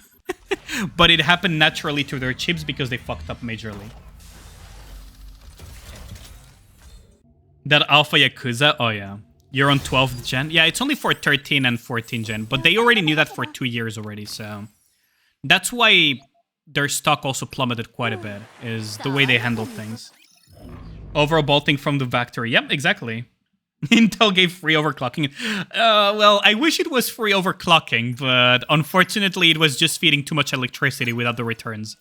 And basically killing the cores themselves directly, which is not what you want to which is not what you want to see. It just damages the... It just damages the cores over time. And just fry them. Yeah, exactly, Livingston. Like, I'm not a huge expert in this type of things. Like, I'm not a huge expert on these type of things, but from my understanding, that's what happened. At the cost of your cores, basically. Basically at the cost of the cores. Homing guider. I guess homing guider. I mean, I guess it's better than high quality powder for defenders. When are we getting overclock again, though? Speaking of it. Like, I can't wait to flame shift up again for their crap design and overclock. That's gonna be a quality stream, isn't it? That's gonna be another quality stream, isn't it? How much does Intel need to prove against AMD's computers? Well, they really fucked up their credibility with the recent issues, so good luck with that. Overclocked edge, I know. I think I missed the core by accident. Core damage bonus pog. Yeah, we did 2 seconds instead of 1. Do these cores against Souls of Humans as currency instead? Man. That's a mood and a half. I swear components have been getting so much pricier lately for some reason. It feels. Yoink. I should have bought like new components for my computer when the crypto where the whole crypto bubble just popped. You know, when all the crypto miners just realized, you know, started reselling their shitty stuff. I mean, we win this. Aren't components still cheap as fuck? They've been going up, aren't they? Maybe it's because of the taxes in Europe, then. Because I was looking at some stuff and it felt like it was pricey. Maybe I should just buy quickly. Maybe I should buy Intel because it's gonna be on the cheap side now. Maybe I should buy Intel.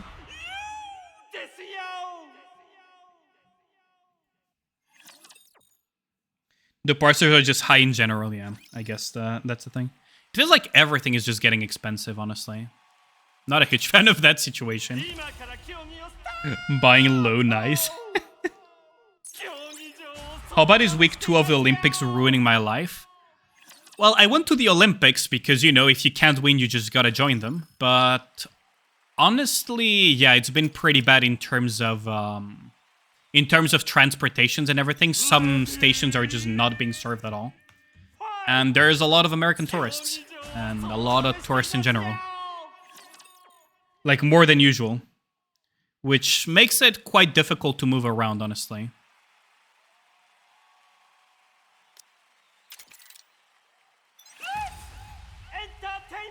If Cinderella is the second Annie Pilgrim, it'll make you say Ada Ada. For Ali's PC explodes due to over voltage GP.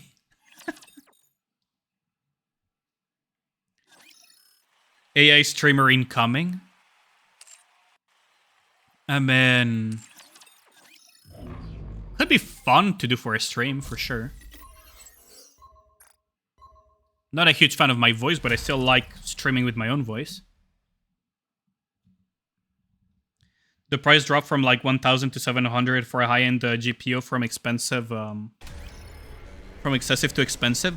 Like, when the whole crypto bro thing popped, it dropped by a lot more than that. But now it's kind of correcting itself, it feels.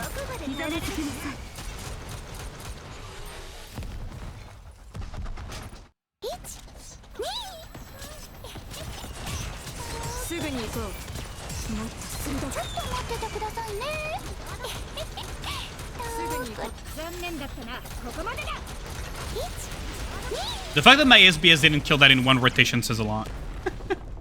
The Matrix doesn't want to be broken. Can we skip collab because I wouldn't have to pay for another gacha skin? I mean, if you want to skip collab, skip collab. Honestly, most collab characters tend to not be very good. ReZero was like the one exception so far.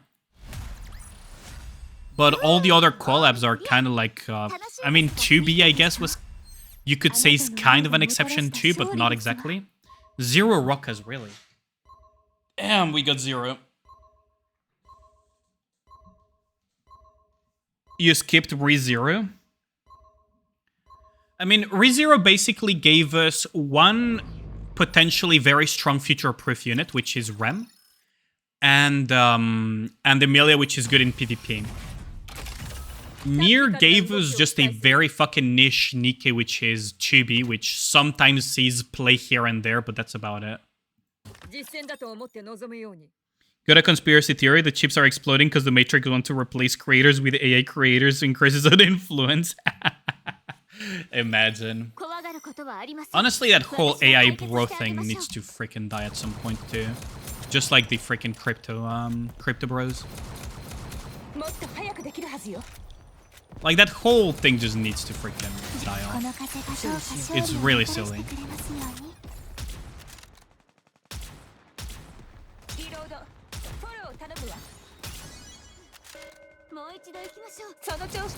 Whole thing is very silly.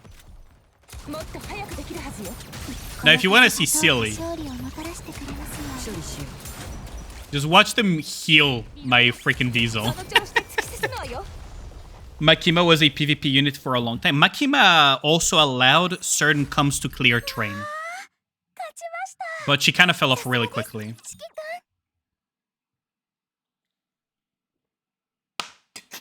Rem didn't really get stumped by Crown. That's the thing. The thing about Rem versus Crown, it may look like that, but that's only because the strongest rocket launcher in the game, well, you gotta pair it with the strongest support in the game. Otherwise, it makes no sense. But other than that, once we get either a Nikke that we would rather pair with Crown, or we get a... what's it called? Or we get more very good rocket launchers, Rem is going to come back in value. Quite a bit. Go, mate privity! Bonk. Fuck, who designs this? Who designed this? Like, look at that.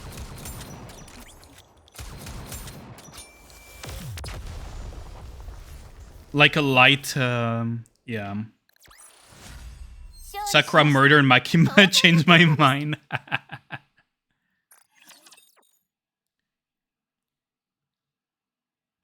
You don't, random collabs with, 2B Stellar Blade, we don't like using collab units. Yeah, that's the thing, right, is that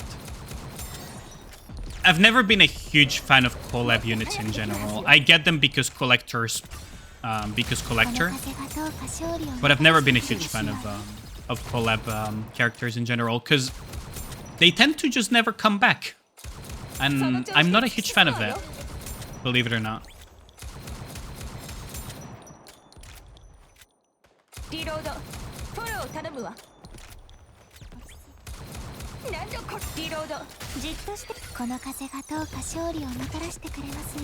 I guess we're just gonna do it like this, huh?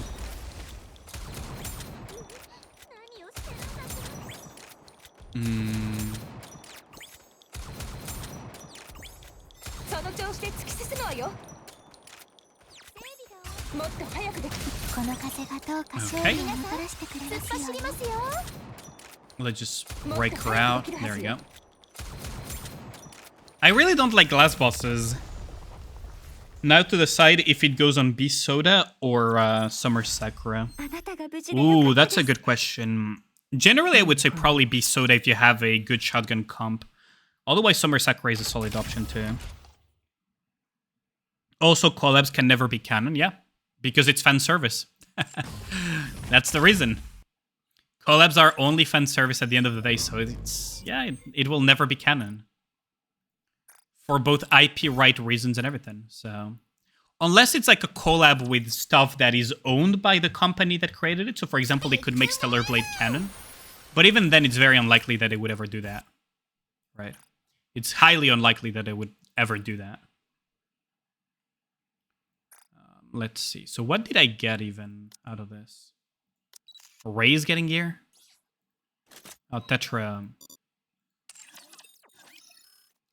Tetra, huh? Let me think. I probably don't want to increase gear just yet. Just claim this. Let's just claim this. Oh, and I can probably do the recruitment too. Let's see. Oh, there's this too that I need to open. There's this as well. And then there is... Honestly, this I don't have a need anymore to save them, so... Because they already kind of confirmed how they were going to do it to some extent, so I'm in no need to... Oh. I'll take the friendship points. Type Moon collabs, yeah, for example, yeah. With the CCC collab. Yeah, how's it going, guest? How am I doing? Much better, honestly. At least I'm not sick anymore, so there's that. I'm missing one friendship point. Jeez. Missing one friendship point. Ooh, golden.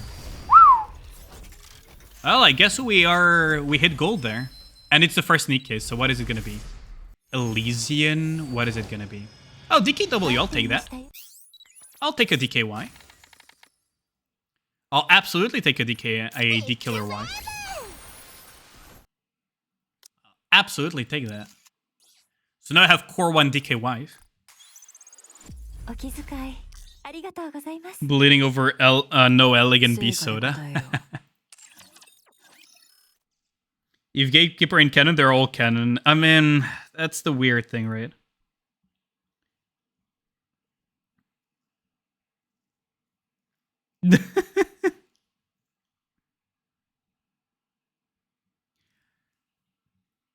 But yeah, let's see.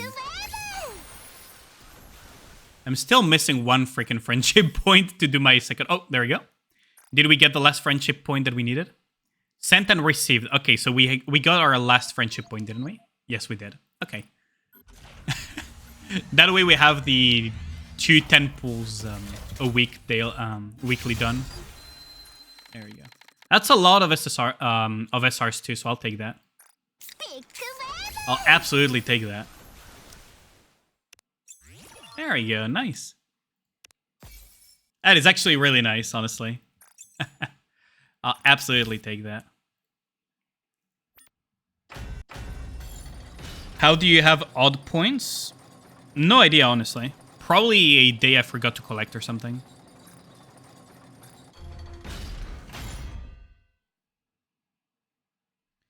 He done goof back when friends only gave 1 point. Oh, wasn't there a time where that was a thing? I don't remember, honestly. But I don't remember exactly why.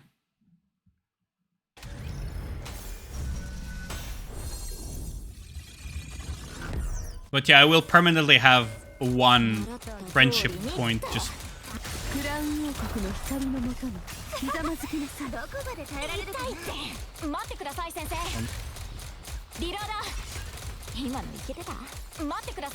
Now I still need to figure out what to run for this stupid solo raid, because I haven't really run anything. Way back in the dark ages of November 2022. Was that a thing? Because I honestly don't even remember. I mean, I played back then, but I actually don't remember. I never really paid attention to how many points friends, how many friend points a person gave.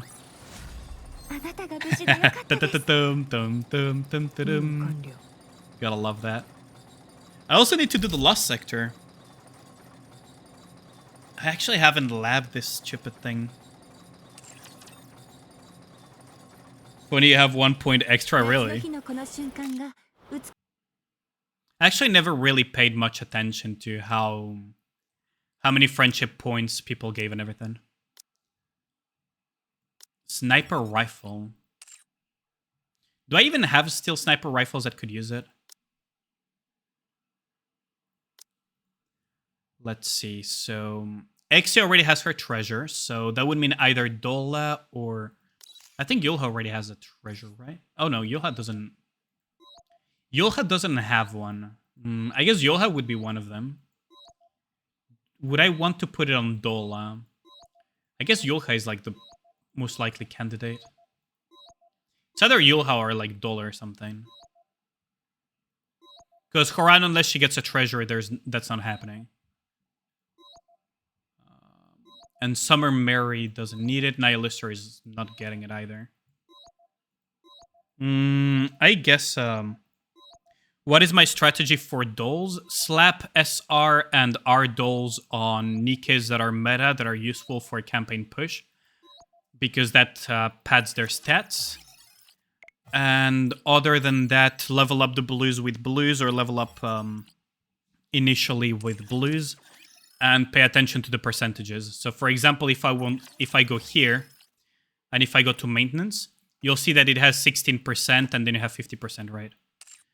The higher level and the higher rarity. Let me see if I have one that is a good example of that. If we go to Alice, see now it's 3.6% instead of 11%. And if you go even further, it becomes even smaller. So I think Red Hood would be an example of that. 5.9, see? So you pay attention to the percentages and then you just slap the dolls on whatever is meta. That's about it. That's my strategy, honestly.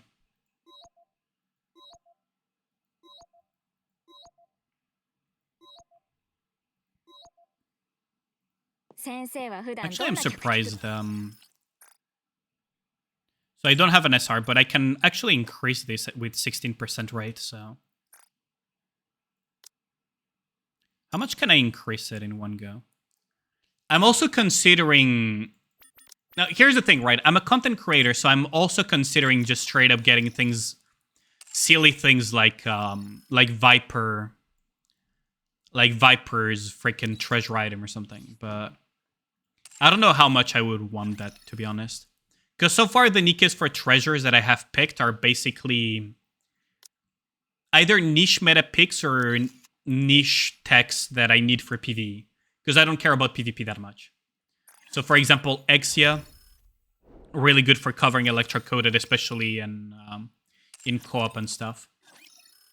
And then Diesel with the Pierce thing, she also had her uses last solo raid, so. You love Frima's item? How do you like the new Lost Sectors? I haven't done them yet, I've been saving them for stream. I've actually been saving them for stream, believe it or not. So I haven't really touched them. Let me think, actually. So how high level are you?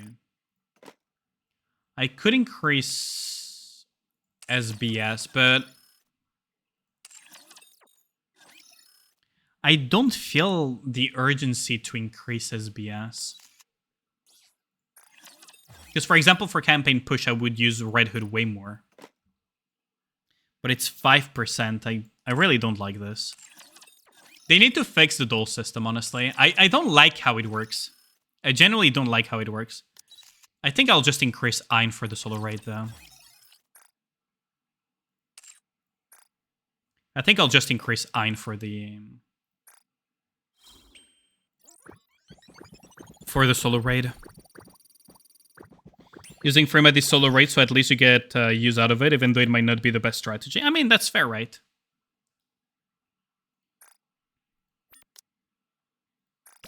Oh wait, I forgot to skip the animation, god dang it. Maybe this will give us extra points, you know, get a crit or something. That would be nice. Please? No. God dang it.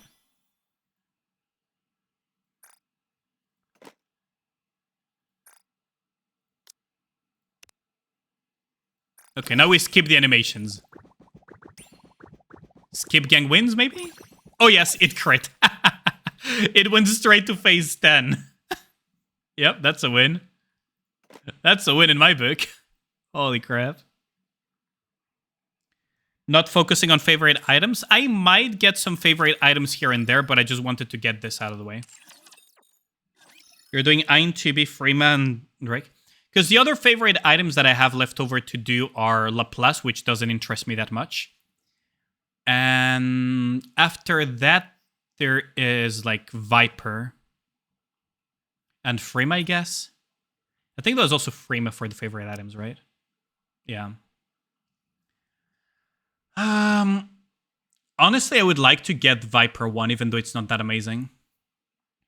Like, Freema or Laplace would probably be the best picks when it comes to meta. I don't know. I'll have to decide later, honestly. I still haven't fully decided on that front. But Allyane, Chibi, Freema, Dola, and Drake. Chibi is AR, so the favorite item mostly grants her core damage bonus, which is not a huge thing for her. Freema is usable for future-proofing for true damage if that ever becomes a thing. How many favorite item mats do you need to max out the favorite item? I don't remember off the top of my head. I think it was... Hold on, let me just check. Here, Exia. So for level 3, you will need 110. So I think it was like 200 and something total.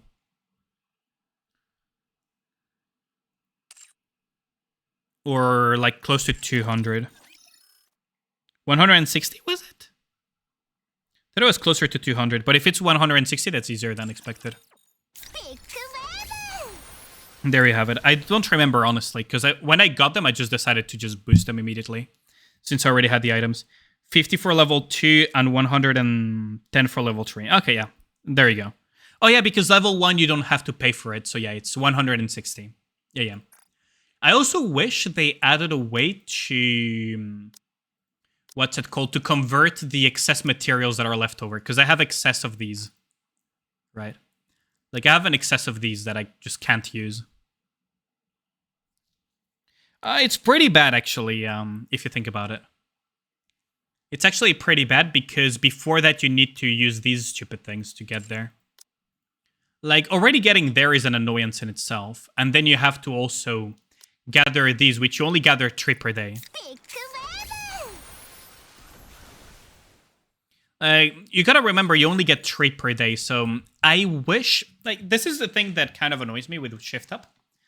Is, okay, players said slow down the release of treasures because we're not getting enough resources to, you know, upgrade the freaking favorite items, treasures, dolls, and everything.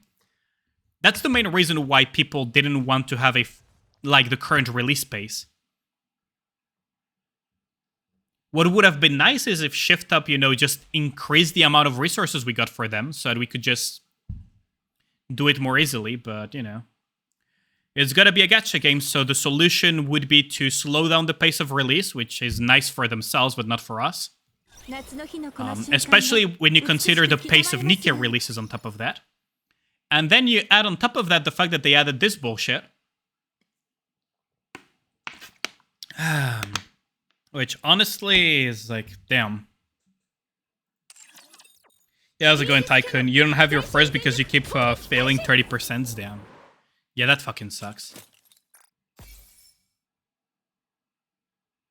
What up, Ragnar? Wish you could buy those in the shop? I mean... Like, that's the thing, right, is that Coffee just released a video on him being sued situation. Oh, really? Yeah, because I remember he was getting sued by Jake Paul or something. Disagree with the full function of the duel system in general. It's such an incomplete discombobulated system. Now, the duel system is, in a sense, the quote-unquote most elegant solution to a game's balance issue in a gacha game. Because what you gotta remember is that they cannot nerf units. So the solution is to buff them. Well, if you want to buff them,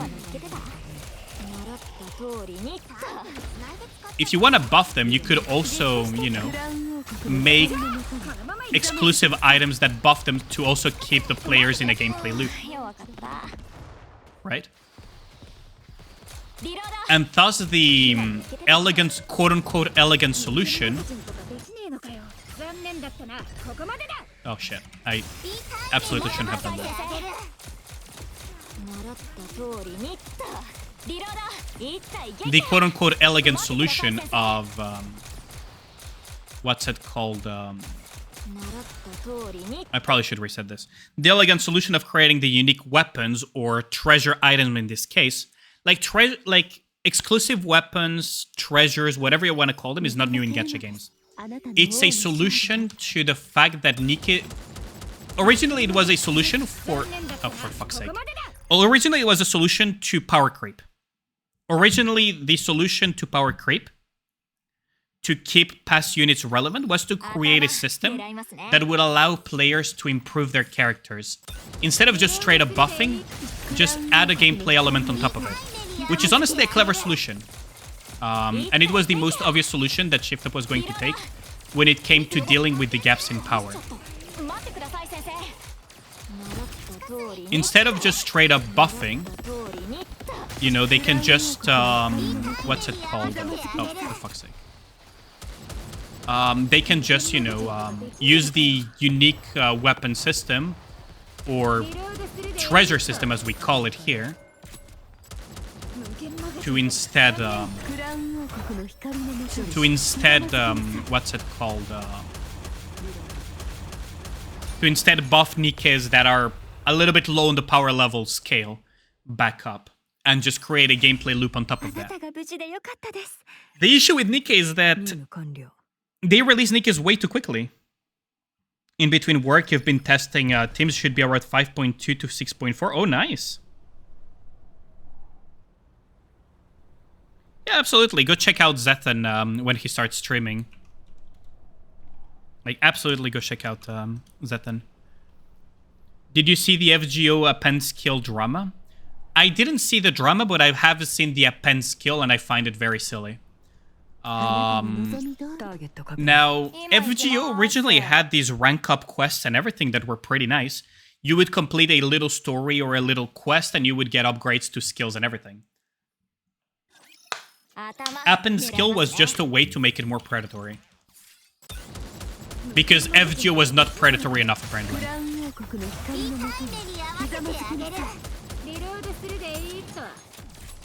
Because apparently FGO was just not predatory enough for Lasagna, so they decided to, you know, let's just up the predatory nature of our shitty fucking gacha game even further. But I didn't see the drama related to it. I would assume that it's because people are pissed off at how predatory it is, but that is like my assumption. But then again, FGO players already know they're in a... Now you just NP8 Bond 15 to unlock every append. Yeah, because fucking NP5 was not enough, right? Gotta make it even more predatory. Holy crap. I'm so glad I very casually play that shit gacha these days. Holy shit.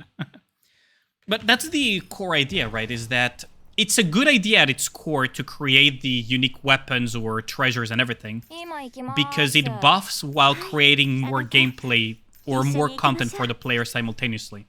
Instead of just being a freaking boring as fuck patch where it's like, oh yeah, we increase this, and you can add extra skills and everything to the characters through that, which is a nice little addition to do. Now the issue for Nikke being that, you know, well, fuck. They release Nikkes very quickly, and they give us barely any fucking resources for the dolls. Which already the doll system was a little bit silly. Because the doll system... I don't want to say it was a mistake, because honestly it's whatever. But god, is it not good. The treasure system, though, was inevitable and was kind of necessary if you want to deal with power creep and just the fact that there is no real game balance. The problem is that Shift Up would need to understand what game balance even is in the first place.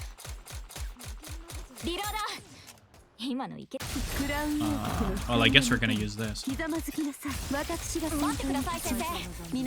That would imply that Shift Up knows how to balance their game in the first place, but that's an entirely different discussion, isn't it? Oh, that's a... Ooh, that's pretty bad, isn't it? That's pretty bad, isn't it? Yeah, my Red Hood is dead. Okay. But, like, at its core, the idea is not bad. The issue is with the pace at which they release normal Nikkes, combined with the pace at which we get the resources in the first place. Combined with the pace at which we get the freaking... Oh, god dang it. Combined with the pace at which we get the freaking resources in the first place to upgrade those dolls, and the pace at which we obtain those dolls, makes it kind of like a even worse situation than our current skill books. Oh fuck, I did not mean to do that. Than our skill book situation. Because if you think about it, how long does it take to upgrade a Nikke to 10, 10, 10 with skill books?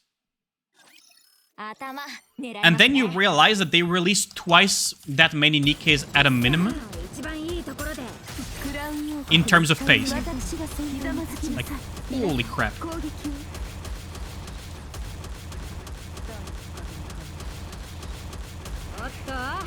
Like, holy crap, that's, like, it's... I gotta say it, like, I love the game, but it's not healthy for the game to go at that pace. If they're not giving, like, resources and everything, because... In a sense, it's kind of fortunate that they kind of shit the bed with their designs pretty often. It's kind of a blessing in disguise that they shit the bed with their designs so often. Because at least we don't have that many, like, important investment Nikkes, right? But it's not a good thing. Like, that's not a good thing, honestly. Because the resource issue is pretty severe.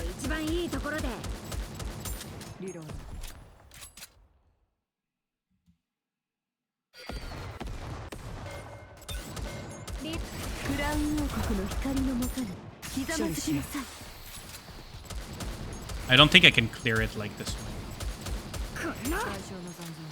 Oh wait, we actually did. So this is too bad. Shit debate with design, laughs in clay. Yeah, exactly. Pacing's alright if overclock mod is every 2 weeks. I would say they should just make every weekend full burst weekend for starters. And they should have overclock, like, yeah, every 2 weeks or something. Or have overclock be a weekly, you know, like Annihilation is for Arknights or something. Or like, or bi-weekly, I guess, like the other thing is. Because Lucky, one of the best designed 444 support with tons of usability. Biscuit is a weird one, but yeah. It's clearly accidental.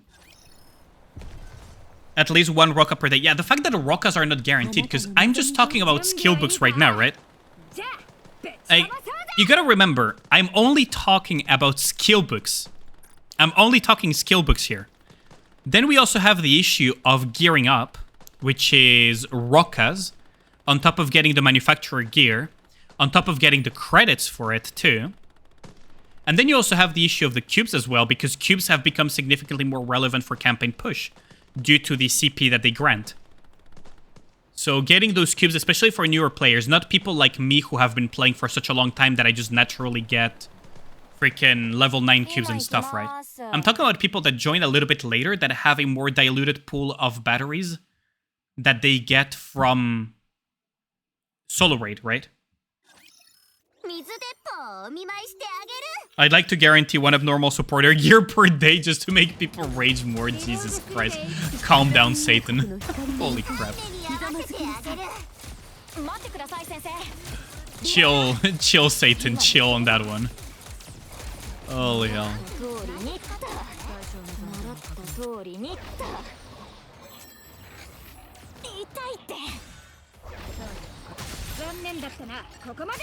Wait, did they... Oh, they killed it.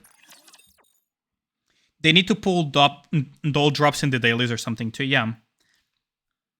Like, 1 rock per day is not enough to sustain the amount of Nikkes that we get to optimize them and everything. Like, it's not nearly close enough, especially because they added as well a lot of those silly extra prices. Like, they added a lot of those silly costing too. I think I'm gonna have to Red Hood be one. That's why they sell Rocket Pack. Of course, it all loops back to the fact that they're selling resources. They have a financial incentive to make it as shitty as humanly imaginable because they have a financial incentive. At the end of the day, that's the reality of it. Like, there's no like mincing words here. They have a financial incentive to make this as shitty as humanly imaginable. Which honestly is not good for the longevity of the game either. Because it feels really shitty when you get this shiny new Nikke that you love, that you know is good, because sometimes it feels double shitty when you get your shiny new Nikke that you really love her design and everything, and then you realize that she's fucking unusable. Because that happens pretty often. Yo, how's it going, Bano? 9 months, jeez. Thanks a lot for the resub, much appreciated. That's the thing, right? It feels already shitty enough that very often a Nikke with amazing design, like Bay or like Clay or like some other Nikkes, are just completely unusable. And then you gotta add on top of that the fact that they release at a pace so fast that even if she's usable, you might not be able to max her out immediately because the resources are so scarce. Just spent 3 rocks trying to get Scarlet Treeline ED to break the sleepers. Love this game so much. Yeah, like you get what I mean.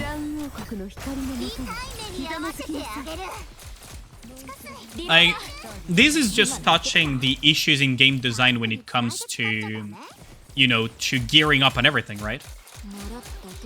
Like, it's a good game. I wouldn't be playing it otherwise. But it's got its flaws that, you know, gotta talk about. And another issue that I really kind of dislike is a lot of the stage designs is just... I don't know how they test this shit. Like, there are a lot of stages in hard campaign that you're like, there's no fucking way a human being actually designed this. Like, they probably have a couple of lizards and skinwalkers just freaking lurking in their offices. Right? Like, they probably have, like, at least a couple of skinwalkers and freaking lizards in there. Especially in the freaking Rector design department.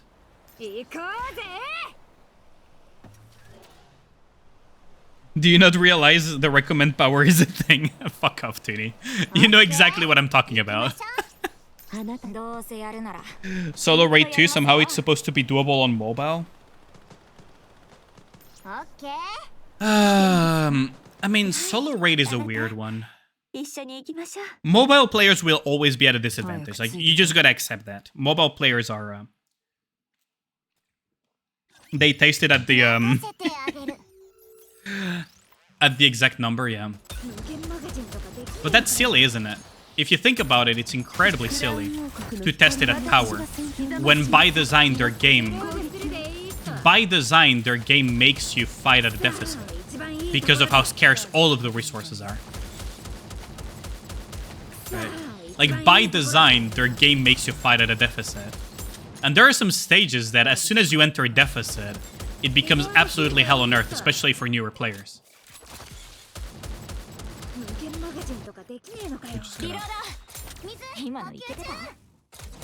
Hold on, I just gotta check something. Yeah, I do have aim assist on. Okay. So I just... This thing is holy tanking.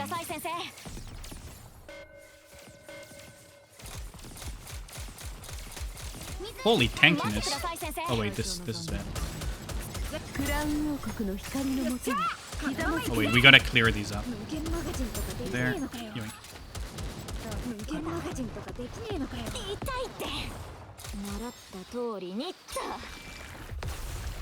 Solo raid balance was weird too this month. It's not that bad, is it?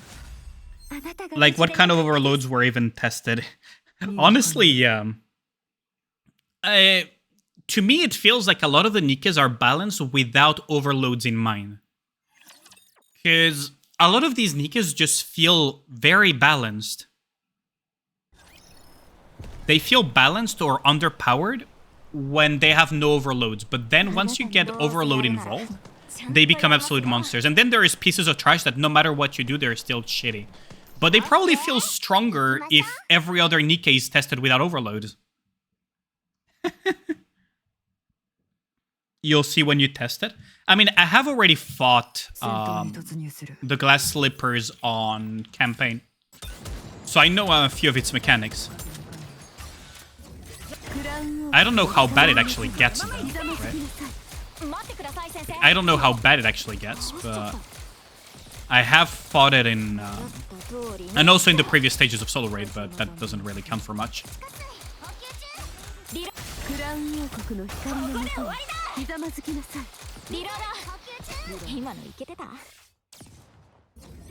Okay, now we just wait it out a little bit.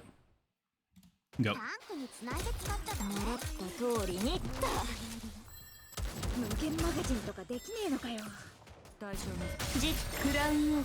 Oh wait, I had a... That's kind of unfortunate. That is actually really unfortunate, because that means that I won't have... That means that I probably will not... Oh wait, no, I do have SNEs. Never mind. We do have the SNEs combo here, so we're good. We're kind of good here. It's not that bad once you get a rhythm going, even though for no healers, though, honestly. I'll take your word for it, Zethan, because the thing is, a lot of people, like, this comes from my experience as a content creator, right? And this is not an offense towards players that are complaining about it. I understand that it's incredibly frustrating, but I have seen a lot of people heavily complain about things like Model Whale and some other bosses who are very much like team composition checks to some extent, and also knowledge check, like mechanics checks. Like, do you know what the boss actually does? Because it's not a boss that you'll be able to beat without knowing what it does, unless you're like overpowered or something. And that tends to kind of catch a lot of players off guard when they meet those rare few instances of those types of bosses. Like, the main two that I can think of is freaking Model Whale and what's it called? Mirror Chamber, or whatever it's called. Don't forget, we have enough units for 5 teams. Newer players don't have that. Yeah, exactly. Newer players are experiencing what we basically experienced on fucking Model Whale, which was not fun. Right, which was absolutely not fun. And I get that. I absolutely get that. Oh, well, there goes DK wife, I guess.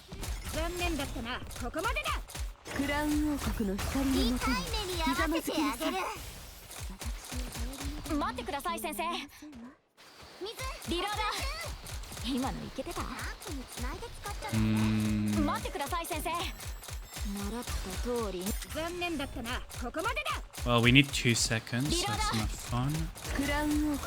Yep.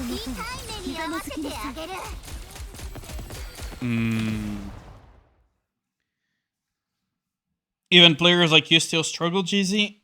Yeah, that's the thing, right? If you can't break the sleepers, you're doomed to 400 to 800 mil. Yeah, basically. From what I've been hearing, because I talk to people that have been doing the solo raid, if you can't break them, it's a huge damage loss, but that's about it. The main issue that newer players and some people will encounter is the elemental shield interrupt.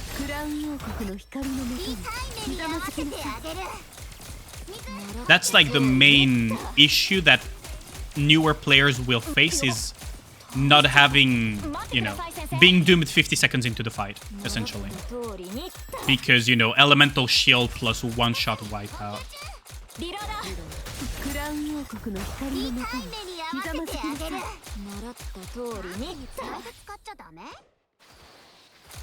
And that is not a very fun situation for the newest of players, for sure.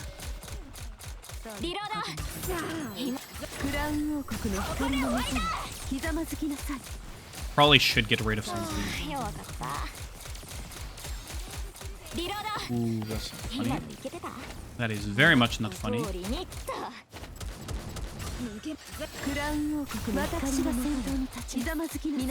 Okay, so the second missile is just gonna kill something passively. So there we go. It's a lot of mechanics, basically. Next solo raid boss, an enemy that just sits still with its core exposed for 3 minutes. Basically what we call in World of Warcraft terms a patchwork fight, Tuni. Patchwork is a type of fight named after a boss from World of Warcraft that we basically nickname a training dummy. Doesn't move, just hits very hard and doesn't do anything special that forces you to move or anything. So you just stand there and do your maximum DPS rotation the entire time. That's what we colloquially call a patchwork in World of Warcraft. That would be really funny as a solo raid. But very much boring. Which we have had a few like very almost patchwork-esque fights in solo raids, haven't we? If you think about it. Because some of the recent solo raids have been pretty weak. I don't know much about Kraken because I didn't play much of it. But like the ones before that, they felt very weak. Like the drill, for example, was very weak. Yeah, how's it going, Mr. Yanni? Long time no see. Have you been? Before Mirror Container is a punishment for the easy Grave Digger and Golden Kraken. Easy but hard to optimize. Yeah, that's probably like they probably realized that they were making the game a little bit too easy. Red Hood on the verge of life and death there. Holy crap. On the verge of life and death there. Oh, there goes SNE. Oh, God, there goes SNEs. Oh, that's not funny. Oh, that's a reset, isn't it? Silver Lining Land Eater solo raid next month. I mean, that doesn't leave a lot of solo raids left over. That's for sure. Golden Kraken was a weird one, though, because I thought they would just do regular-ass freaking Kraken. Oh, fuck. I did not mean to do that.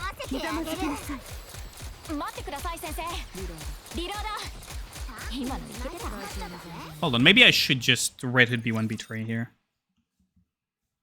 Maybe I should just Red Hood B1 with one of the other two just B3ing. If it's a collab, might not be Land Eater. If it's collab, we might just straight up get a new... we might straight up just get a new one. Honestly. Because that's what they did for Nier, for example. They just had a alternative version of Blacksmith, which we nicknamed Cumsmith because we have the humor of a fucking 5-year-old. Oh, fuck. That's not fun.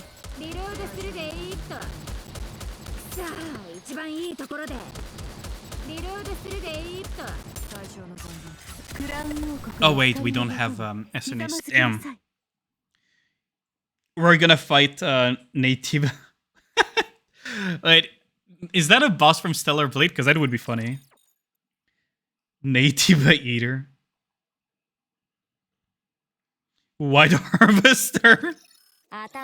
Yeah, we just called him Cumsmith because we just have the humors of 5-year-olds, but yeah, that was...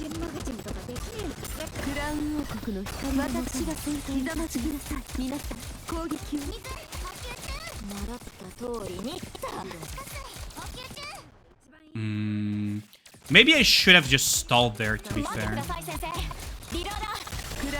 Could have probably just stalled there. Oh, there goes Red Hood. That's not good. That's gonna kill somebody, isn't it? Almost killed. Oh, there goes Crown. I should probably stall there. Come Harvester? Jesus Christ.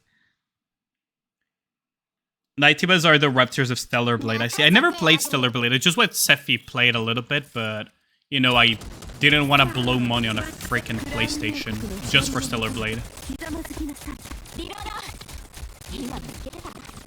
Oh,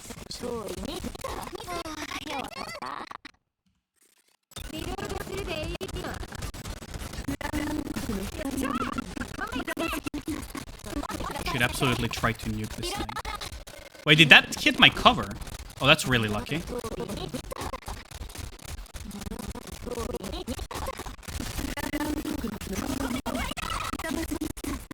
Killed SNEs, but it doesn't matter.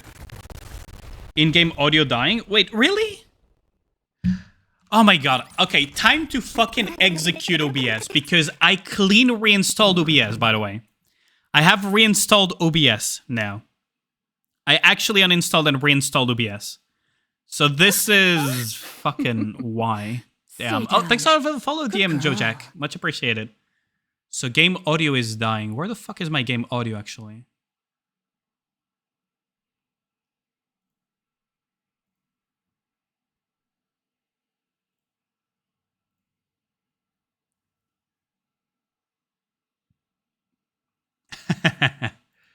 Okay, is this fixed now? Sounds weird. Let me see. Okay, let's see. Welcome, DM. But yeah, that's kind of... Let's see if this fixes it. A Rapture native would be so cool. I mean, I'll take your word on that. Those things looked pretty cool when I was watching Sephi play it. Do an all around can hear the game is quieter than the music. How about now? Hold on, we're just gonna do a stage real quick. I also need to do a solo raid hit or something. Like, I need to start labbing solo raid a little bit.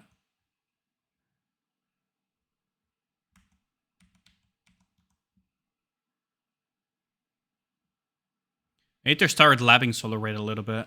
Because I haven't really done any real testing. Like, I know a little bit what Tay runs, but... I still need to kind of play it out.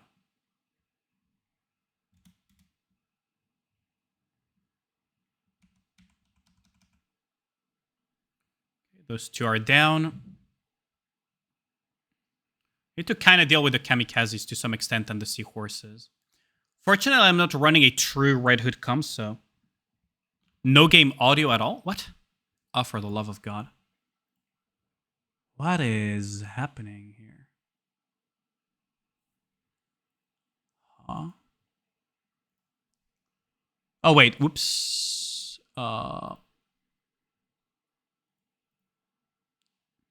Wait, how is it not... Oh, Lord. I hate OBS. I seriously hate OBS.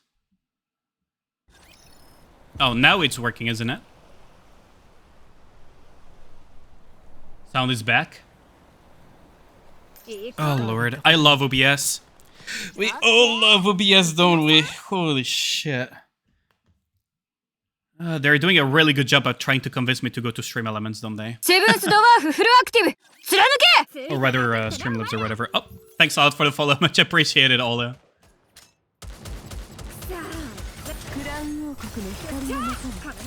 Okay, that should clear most of shit. Killer down. Always remember, when at war, shoot the leg of the medic. And then just watch someone else try to come and save them and shoot them instead. Wait, what? What I mean is just take down the Raptor medics. I should probably kill that thing. Goes to Streamlabs, problem doesn't go away, Monka S. I would be pretty mad about that.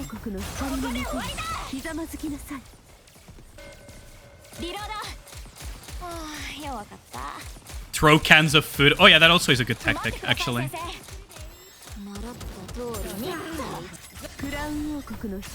Oh well, there goes...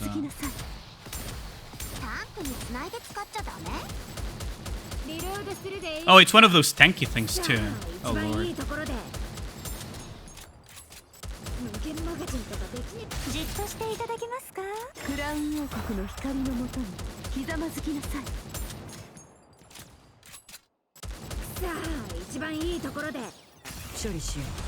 Where is it? I don't think I'm gonna kill here, so I'm gonna have to reset. Only committing war crimes? What do you mean by that? We don't commit war crimes. We just, you know, make sure that the enemy fears us to their core.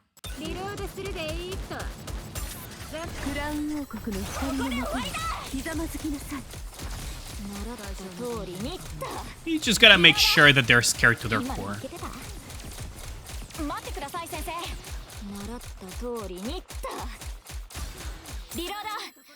You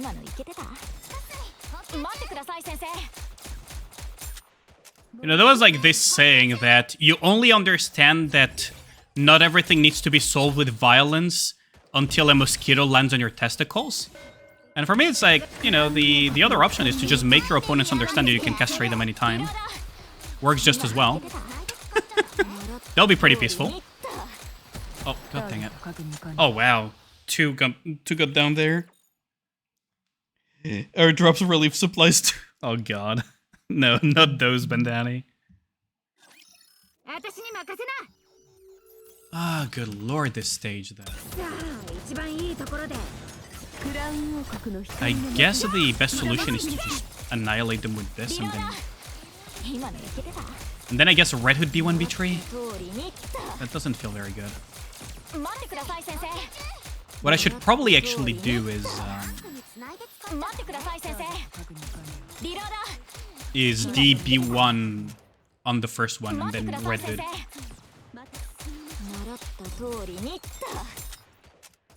If I can make sure that this thing dies, though. Why are you not dying there? There we go, we AoE down the enemies. Because we deal 3 damage, we will do copium levels of damage, to be honest. But we'll take it. That thing is so tanky too, though. Now there is less targets to accidentally clip with Asenis's missiles, so...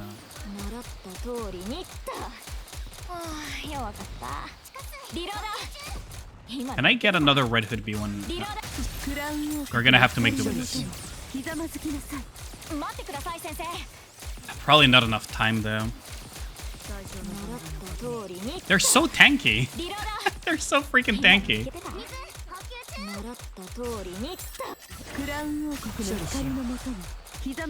Die. Not even close. The best solution is always Crown, Mod, Red Hood, Alice, and Naga. I mean, if it works, it works, right? Not even close. Not asking for much, Shifty, just want a new DPS unit that doesn't give me carpal tunnel. True. The problem is that they don't seem to understand that by design, a lot of snipers, especially for damage dealing, are just better off quick scoping. Why are all the best attacker snipers? Not all of them. I mean, SBS will give you even worse carpal tunnel if you want to manual her. Because good luck with that.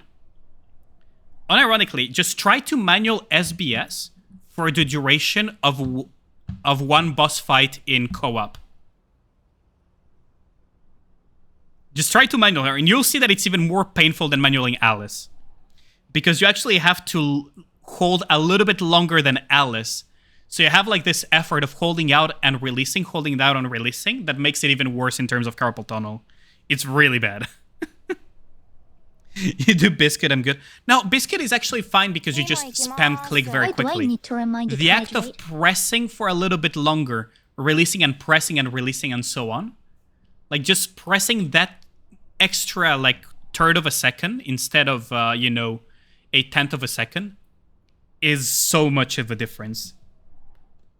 Oh, thanks a lot for the hydrate, GZ. Like, it actually strains your hands a little bit more. Actually, I'm going to just go to the toilet real quick. I'll be right back.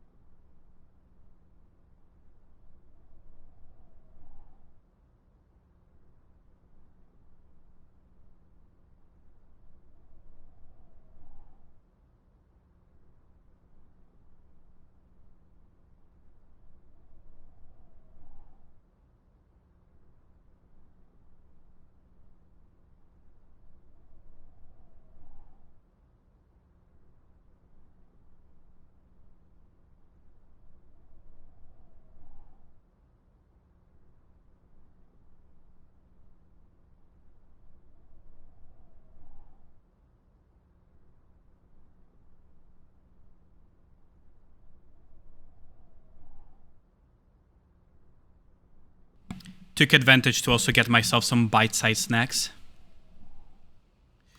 Because I am getting hungry. I haven't had dinner, actually, just yet. I actually haven't had dinner just yet.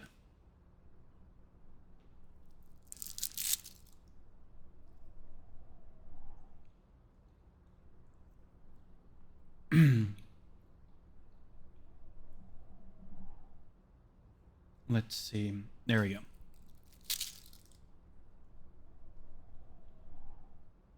Although my dinner is going to be pretty miserable, not going to lie. I spoke about, you know, how I want to take better care of my own health. But you guys probably will immediately guess what's going to be my dinner for tonight. Because I just didn't take the time during the day to prepare anything. Cup noodles, yep. Y'all got it immediately. Why would I even want to fight these things? Holy crap.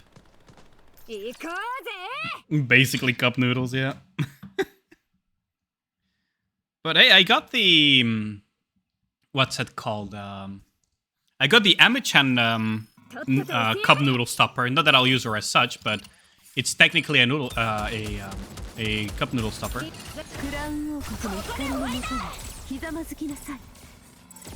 What's really funny about using Allyane, though, is that the laser beams just continue freaking annihilating things the entire time.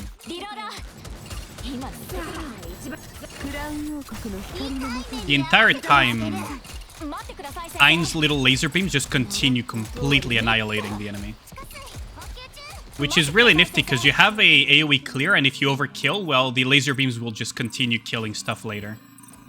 Quite different from Scarlet, for example, who has a stronger screen wipe, but like no... not this type of follow-up, right? If that makes sense. And the core hitting is just amazing. Like in quite a few scenarios now in campaign, I just feel I might use Allyane over Scarlet. Yo, Yubel, how's it going? Why do I need to do Super Saiyan to beat a boss? You should have tied the laser to her shots. It's such a strange choice. What would have been interesting is if they made it so that whatever you're tagging with your sniper shots gets shot by the lasers with stronger damage.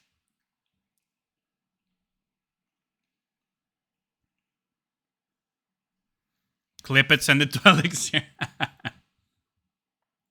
Like, honestly, Allyane does really well in some campaign scenarios. For Electro Week. For Electro Week, right? To make the kit more cohesive, they should have made it so that near feathers had a scaled with what's it called? They should have made it so that near feathers scaled with charge damage as well. Because right now you have no incentive to use the full charge shot thing. Or they should have made the full charge shot thing give like attack or something. Because right now you legitimately just don't have any incentive whatsoever to use full charge shots with her.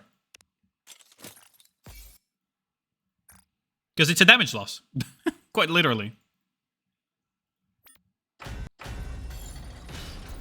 So it's kind of a shame, if you think about it. Time to lab this nonsense.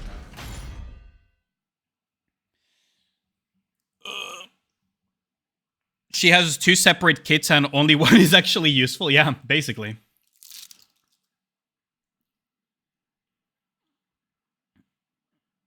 Like, she does quite a bit of damage from her autos because she's a sniper rifle. And you can just quick shut your life away. And a lot of her damage comes from her near feathers as well. So... and neither really have any incentive whatsoever to use her full charge shots. The only place... that's the irony. The only place the full charge shot thing has any relevance is against this boss. But to do that, you would need to charge a shot first and then do the full charge shot on the glass slipper. Like, imagine. Like, how dumb is it?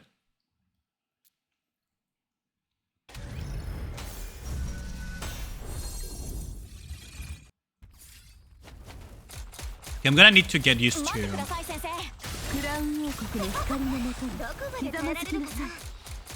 Oh, I messed up. Oh, I took the shot because I didn't know it was targeting her. Are you the... Oh. Never mind. Are you the highest attack, Nikke? How is she the highest attack, Nikke? Shouldn't my SNEs be higher attack? Or does it just target the middle? Highest attack? How is she the highest attack? I thought for sure my SNEs was the highest attack. Oh, I messed up.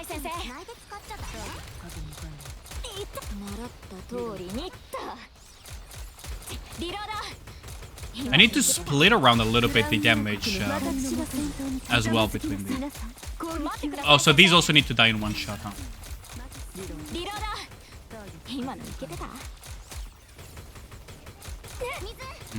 This is gonna be rough, isn't it? This is gonna be very rough, because I already probably lost all of my cover.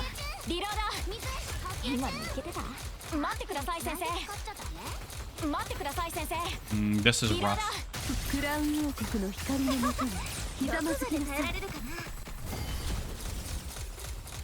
I should have tried to kill those glass slippers instantly, but I forgot about... They also have the one-hit mechanic, don't they?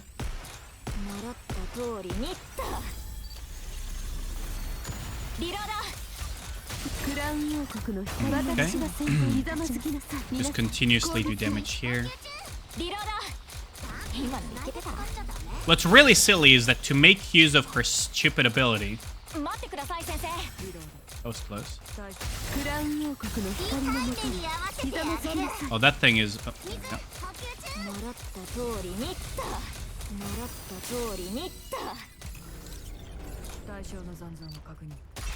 There. See, to be able to make use of her stupid ability, you need to full charge a shot and then shoot it. But I was in full burst, so I should have actually forced cover with my Nikkes.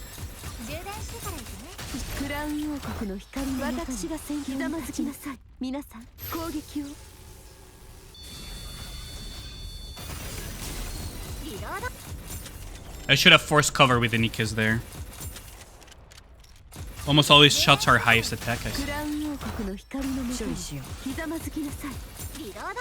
Yeah, this is probably... This is workable, but... This is workable, but not super ideal.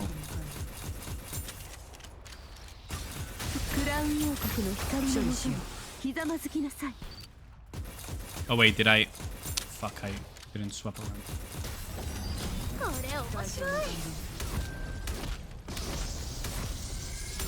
What?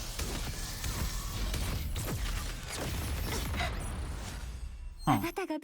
Went immune there, so there is something that I forgot about. I'm gonna have to lab this again. 1.2 isn't very good. Probably forgot the mechanic there. Because the other circle went immune. So I probably forgot about something.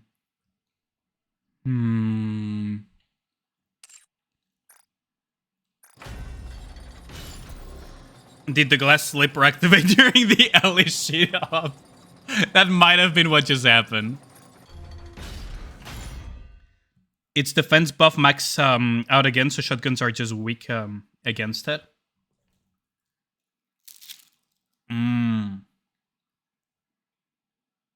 So yeah, I do need Allyane to be alive for that. What I'm curious about is, because I have the Electro from this. In theory, this should be enough to cover that. That's the thing. In theory, Naga should be able to cover that, so I doubt the Electro is that bad. What I'm curious about is whether or not this team can even deal with the glass slippers at all. And this was off for the previous burst rotation. I have a feeling maybe the glass slippers actually activated. Because it was full immunity there. It was not damage reduction, it was like actual full immunity. So I think the glass slippers just fucking activated.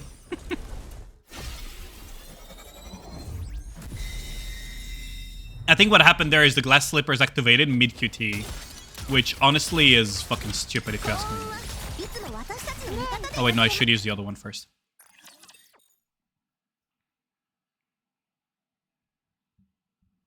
Crown gives the buffs to everyone though.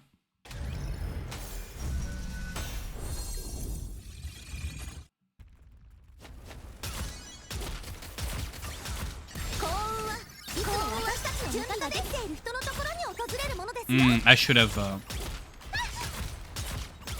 Well, I do have healing, so we're fine. We can kind of face tank a lot here. There we go.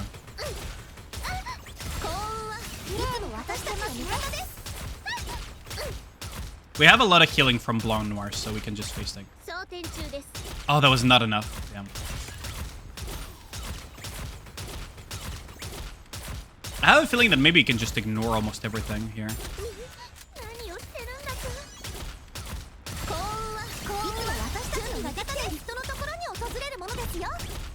Now the question is, will the glass slippers die in one hit? There we go. Will the glass slippers die in one hit? That's the $1 million question.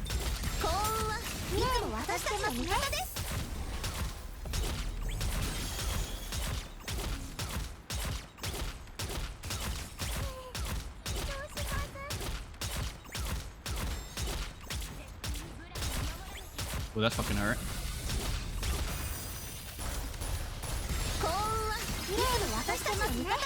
I think that didn't... Wait, what? Did that not break it?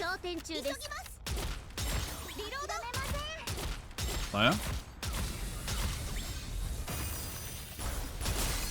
Oh, wait. I think one of my Nikas clipped it, didn't it? I think one of my Nikas clipped it by accident. The reason behind it was the 90% damage reduction from the shield. Your 4 buffs ran out halfway through, allowing you to break through one, but not the other. I was pretty sure I saw immune, but if you say so, then yeah, I guess. Kind of unfortunate then. I thought for sure I saw the immune words come up, but if you say so, Servo, I actually trust you for that. Kind of unlucky.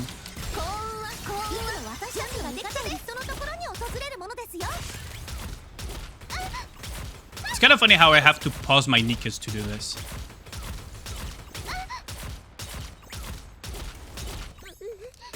Oh, that didn't kill in one go. Unlucky.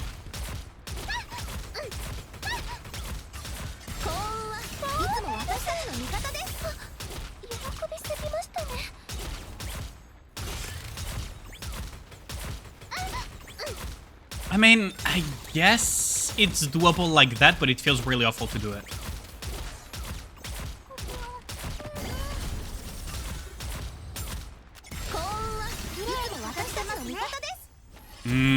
That was a bad timing, though.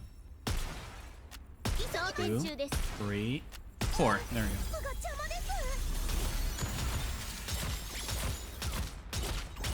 go. It feels kind of awful to do it that way. I do have a feeling that...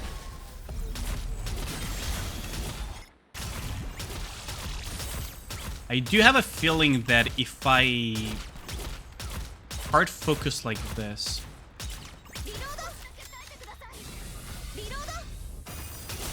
That didn't break it. That didn't break it. It did a chunk of its HP bar, but not enough.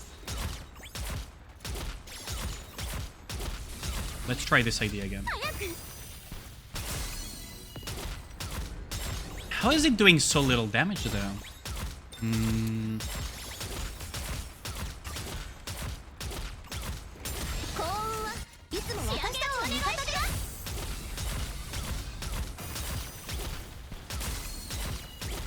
That didn't break either, huh?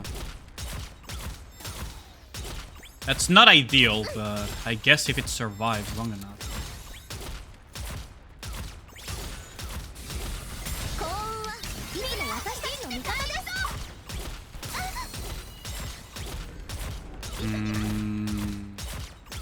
I feel like the damage is just not there to kill the glass slipper. Oh shit. At least we know that Mate Privity can kill that. So there's that. I gotta find a way to deal with the spike though. I believe one pellet is one instance of damage, not the entire shot. But all the pellets land simultaneously, right? So you can kind of make the argument for both. Yeah, how's it going, Lone? It shows immune. Sometimes the hitbox is smaller than the red circle, like Train's core, but you were also doing 1 damage, yeah. Managed to go to shower and big flashlight versus entertainment. From the freaking thing, yeah. How am I? I am much better, Lone. Thanks a lot for asking. Like, I am so much better from being sick from the corona and everything now. See, that's what I mean, is that 1 pellet is 1 instance of damage, yes. But Nikke is kind of coded in a way that all the pellets are landing simultaneously. So I don't know if it's 1 pellet that is killing it, or if it's because all pellets are landing simultaneously. Because it would be weird if they didn't, you know, land. See, now the problem was that freaking Tovi happened there.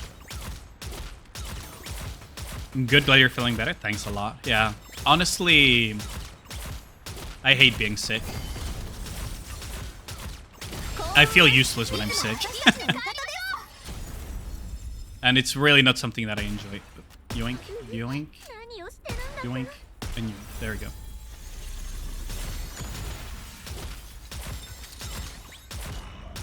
Probably should try to get some hit rate or something. I guess what I could do is kind of ignore the glass slippers. That feels really awful to do, though.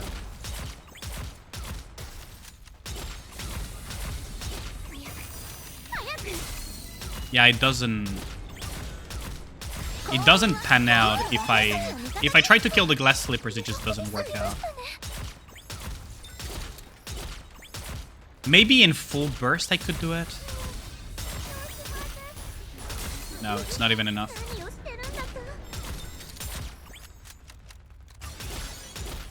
So I guess we're just gonna have to make do with what we have.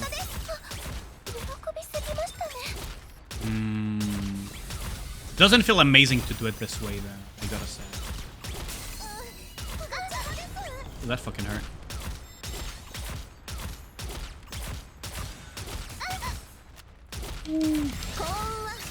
Well, now we got the Indomitable, so...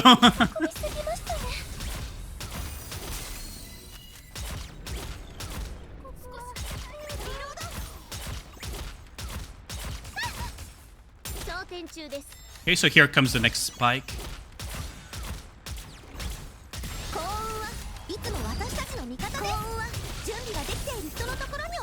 Okay, so that breaks that.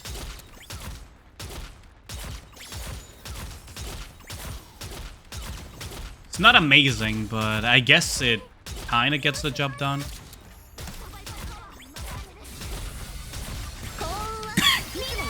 I guess it kind of gets the job done for a team of here. Not super ideal that I cannot deal with the glass slippers, though. Then again, Mate Privity is just Mate Privity, right? So, shotgun one shot has 20 bullets, so damage each bullet is not divided by 20, which can break glass. How's it going, Alice Chainman?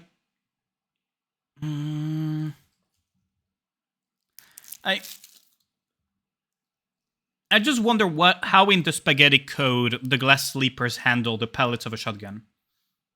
Because it could handle it multiple ways. Because in theory, in the game, all the pellets land simultaneously. So depending on how spaghetti the code is, it could either be all pellets do damage simultaneously, it could be one pellet does damage even though they arrive simultaneously, or it could be some weird fucking interaction. Any tips I can give for the solo raid? Honestly, I don't want to say there's not much to it, but it's kind of like one of those comp check solo raids and to some extent knowledge check as well. You need to have an electrocoded Nikke on every team, first and foremost, because there's elemental shields. Ideally, you want to have a Nikke that can one-shot the glass slippers in a single hit. So sniper rifles like Allyane, basically, will do the job really well, if they're strong. Especially for phase 2. And after that, have enough survivability to just go from start to finish. You can technically go healer-less, if you really, juggle it well. But for the most part, you just want to have survivability, period. Because there's going to be a lot of damage raining down on you. But in theory, you can go healer-less. Like, for example, this comp is healer-less. And it's perfectly doable. You just gotta be very careful when they toss stakes at you and stuff like that. The pillars and all of that stuff. You know what I mean? Let me just do a run with this. Those are the main things to keep in mind. After that, it's just a matter of, the composition. Sky did a decent video. There you go. They toss steak. Just eat them. Oh, good lord. But yeah, those are the key things to keep in mind. 1, survive the onslaught of damage. So there you go, there's all of those. 2, have enough to be able to one-shot the glass slippers, both P1 and P2. Because it's a single shot every time. You only get one shot. So don't miss your chance. See? Be careful of your Nikkes, because if you're during full burst, and that's one of the really big annoyances, is if you're during full burst, your Nikkes are bound to really fuck shit up for you.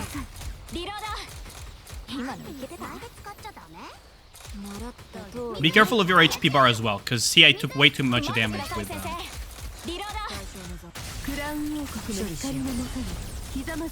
Again, this is an elemental shield, so you really need to have a way to deal, a electrocoded Nikke to deal with the elemental shield.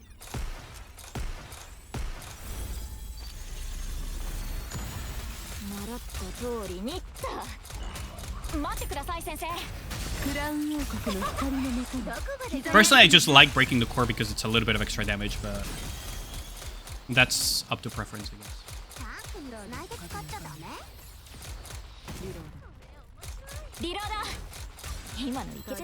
Yeah, that is the pillar that you need to be careful of as well.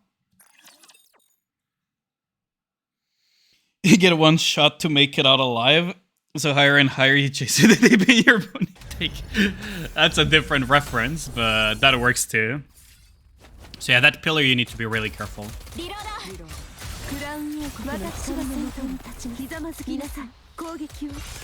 Yeah, we got it still. I need to really be careful not to take too much damage to the face. But I gotta split it up a little bit because I don't have leader too. See, I didn't one-shot that one.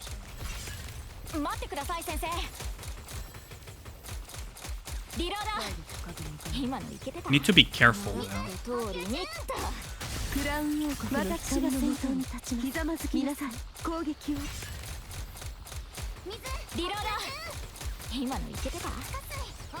Okay, so it's targeting prone, that's good.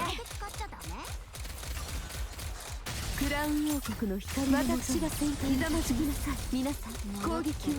mean, honestly, I could probably delay with a QTE because I have double Electro here. I have double Electro, so I have my 2 main damage dealers that can bypass that. So technically, I could delay that QTE intentionally. I could delay the QTE just intentionally to not have to deal with it. Can't see shit, but I'll assume that I'm gonna get shot soon.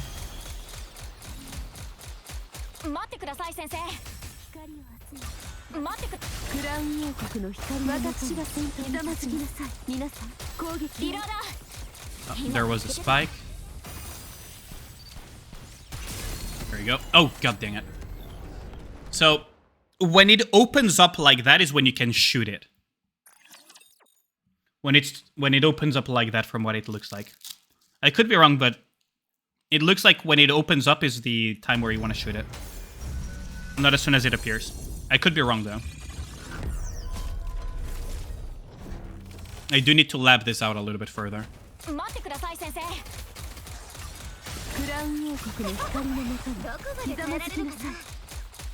I fucked it up.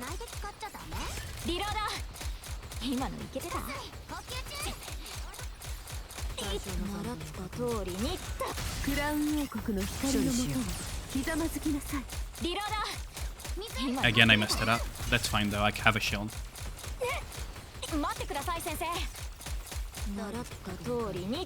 Wow, I really am just taking a beating today, huh? Really nasty. Well, Crown pumped that, so we're good on that front. Super low HP though.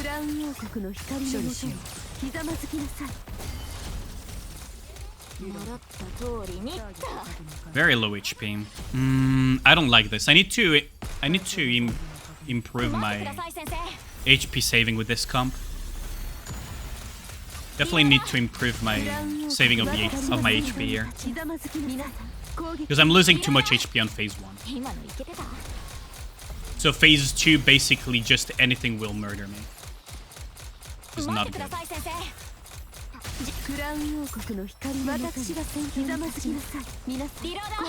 You can break that missile, by the way.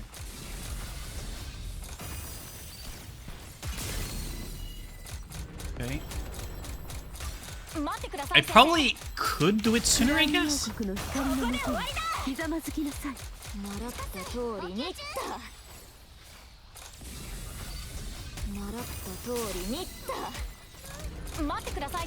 Oh, that's fucked.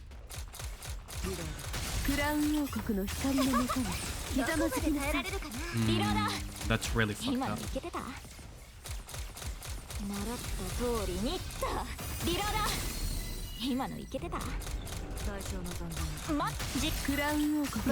She's probably gonna die here, because the next beam is just gonna fucking kill her. I need to optimize the HP basically here. Basically what I need to do is optimize how much HP I lose here. If I can do that, I can probably squeeze in a few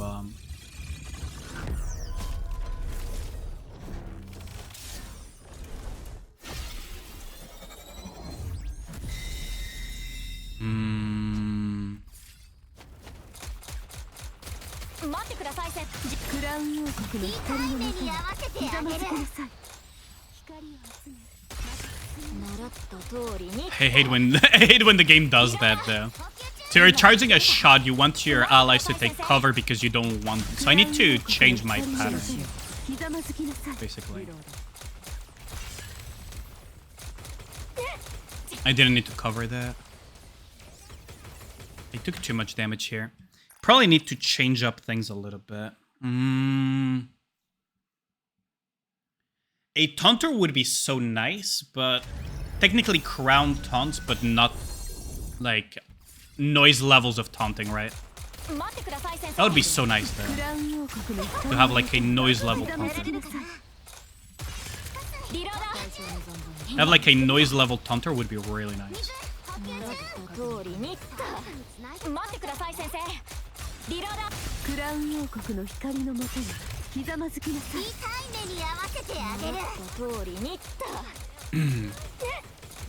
It seems like a very quick shot can actually kill it.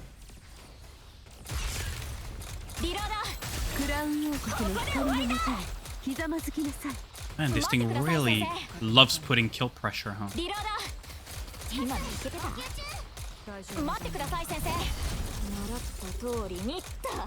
Fortunately, the...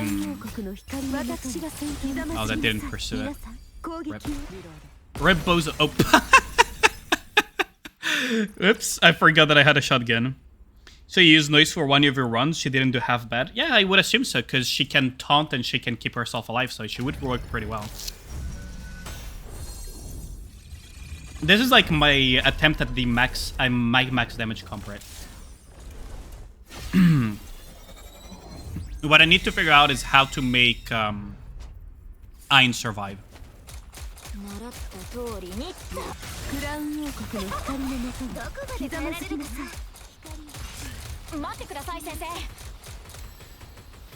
What I need to figure out is how to make Allyane survive. Now, I'm considering swapping for a leader or something.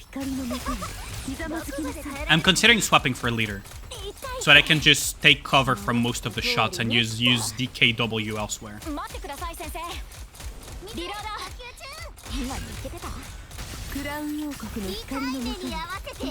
Because honestly, like, this is doable, but I would need to ask Tay how he manages HP here. This is doable, though. We're gonna save the burst here, though. This is definitely doable. I could also delay the QTE just for the duration of the full burst. I could have also squeezed in a Summer and Knees burst instead of an Allyane burst there. To be fair.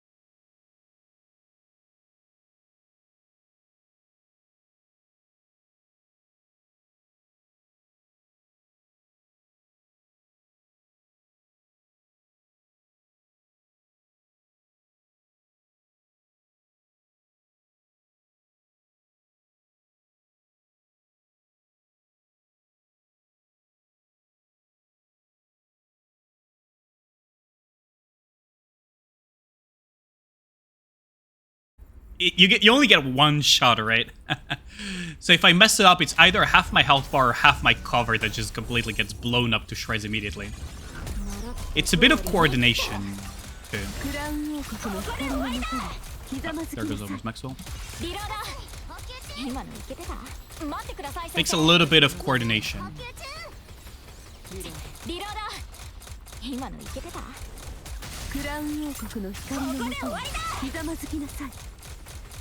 Yeah.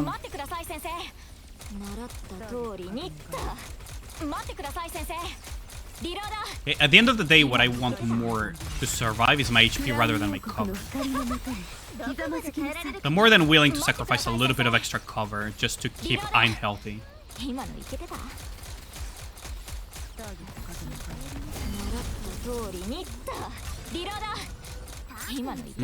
I could probably get away with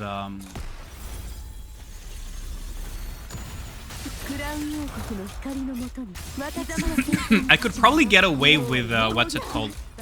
With delaying the QTEs a little bit further and just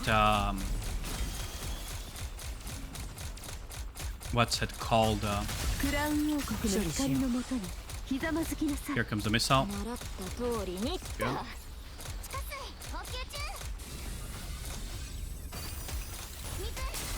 Oh, that didn't fucking go through. We're gonna have to wait it out.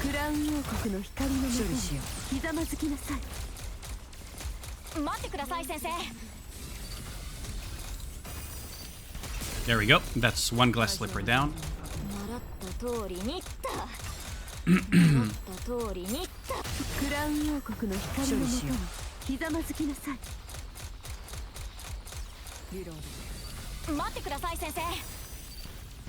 Oh fuck. No, I messed up. Damn, my mouse slipped. Damn it. You get one shot to make it alive. Fuck, I mouse slipped. I shot too low there. That's fucked. I fucking mouse slipped.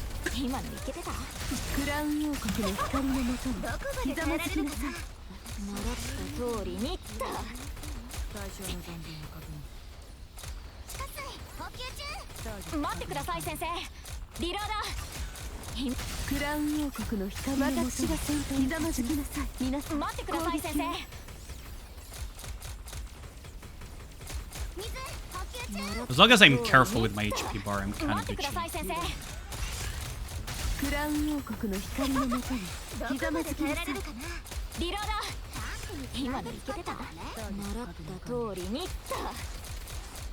Okay. Can probably, like, generally I can probably get away with can probably get away with just not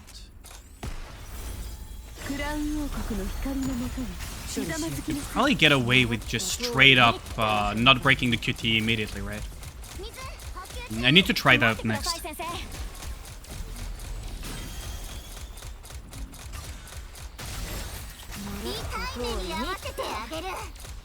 That fucking hurt. That will hurt even more if it lands. Stop shaking all over the fucking place. Jesus Christ. Oh my god. Stop shaking all over the place. It's so annoying. I just need to stop being stupid though. I need to just aim at one spot because even if it shakes, it just stays in one spot. I need to stop panicking on that. If I stopped panicking, I would have just aimed at the same spot and just shot it and killed it. Because as wacky as the movement looks, it's actually not that wide.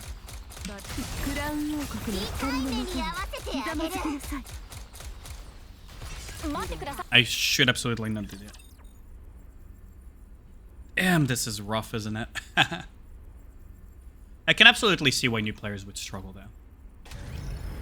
Because this is basically kind of like a new, similar-ish design to Model Whale style mechanics, right?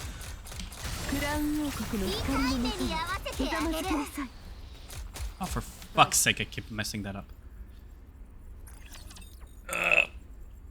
Practice makes perfect, though. We'll get it. Practice absolutely makes perfect, though. Like, fundamentally, the boss isn't super complex. It's a lot of lost details in the execution.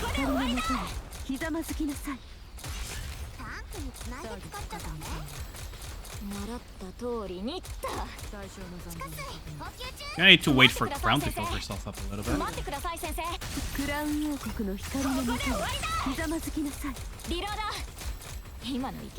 Need to conserve some HP though.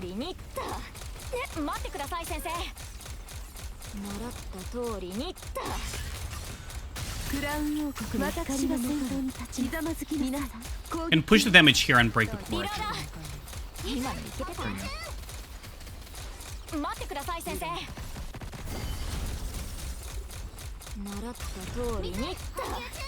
Now I probably should try to experiment with delaying the QTE though, because I have a feeling it's perfectly doable. I keep talking about it, but it's like, feels perfectly doable.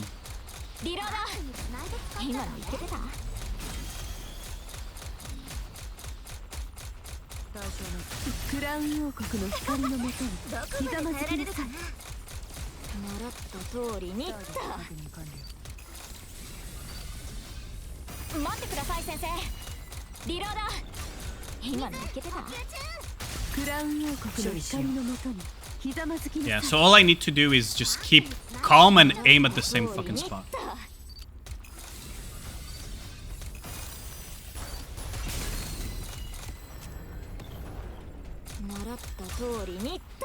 Gonna beam my freaking Allyane. Oh no, it beamed at my...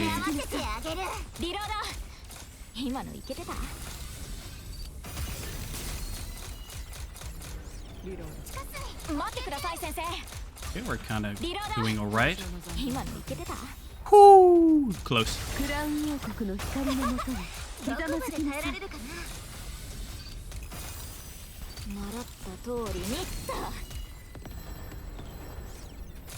Allyane is probably gonna die here if I don't cover. Oh, never mind.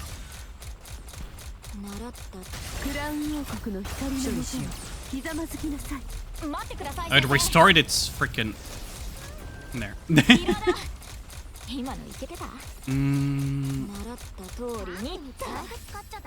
There we go. Now we're under the protection of Crown's shield for a little bit. Oh, never mind.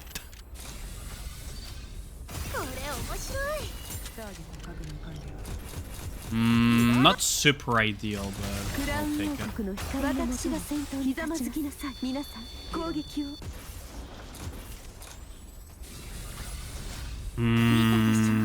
Yeah, how's it going, Mr. Toka? Sorry, I was a little bit focused there. Thanks a lot for shouting out, Mr. Toka. How's it going, homie? Sorry, I'm just trying to figure out a little bit this stupid boss. Trying to see how it is. Good, thanks. Just trying to figure this boss out a little bit. I get 1.2 on that team, which is probably my highest damage, one of my highest damage teams, so... That's a bit rough, honestly. Especially when I look at this, for example, Tay... I mean, of course I'm not going to be able to do Tay's damage, but he's at 2.5. So... It's going to be very rough, thinking about it. The secret to doing solo raid? Yes, go on. Especially this team does like 600. This team probably... I have a bad feeling about this team, actually. Find something that someone who likes solo raid heads to do and do that for them instead. Fair enough. Fair enough.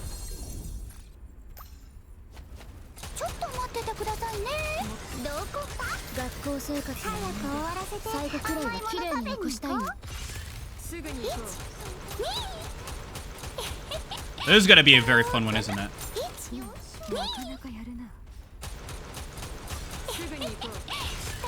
ちょっと待っててくださいね。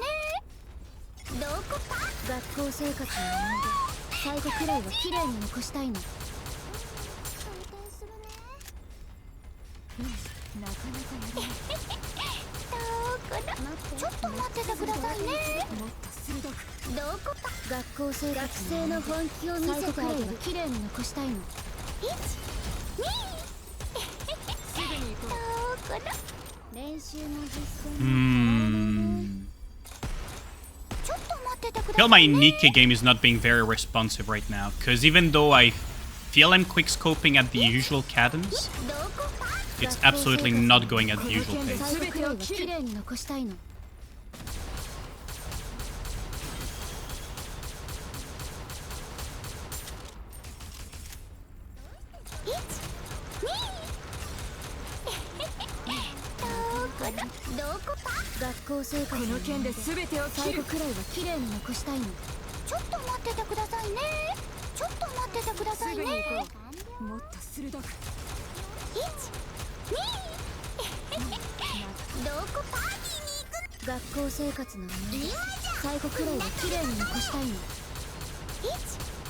I just need to force them to cover and just have Alice or SBS on their own just kill it, huh?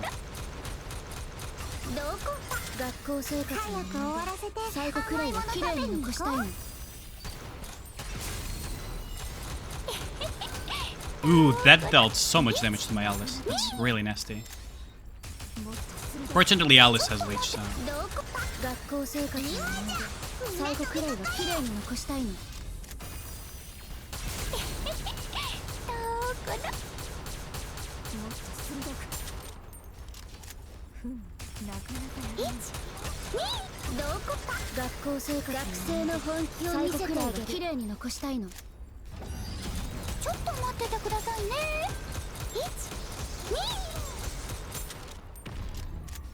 Yeah, Naga on her own is actually enough.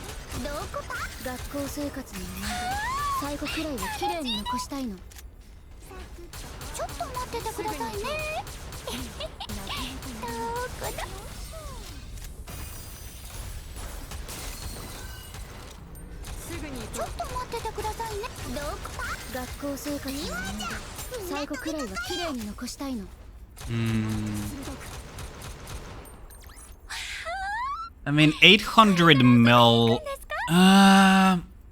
it could be improved for sure. Has cook.exe been activated? I mean...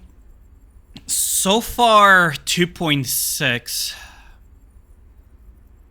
Like, I could probably... If I try really, really hard, I could probably hit 3 to 4 bill. But that doesn't say much because this is first couple days of solo raid, right? The Exia one is gonna be weird though, because my Exia is not fully built right now. Hairless.exe has been already on for a while. That's kind of true, isn't it?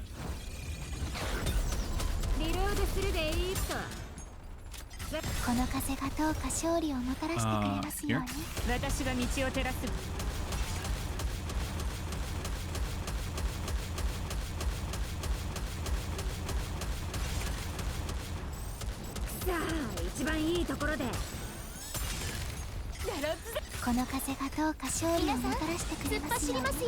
I need to remember to alternate a little bit, don't I?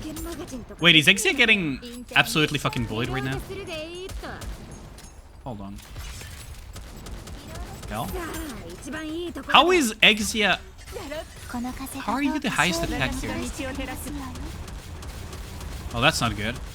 I guess I'm gonna have to manual Exia. Why are you not doing your job?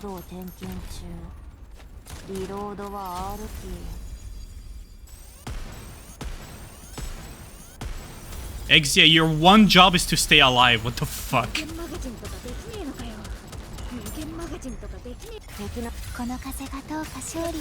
Your one job is literally to stay alive. This is awkward.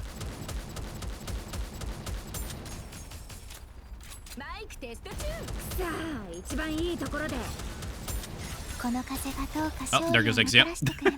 Oh, that's awkward. Yeah, how's it going, Avoid? This solo raid, you want your money back. Wait, Exia is my highest attacker in this team? With Red Hood in it? Core 7 Red Hood in it? Are you kidding me? What is happening here?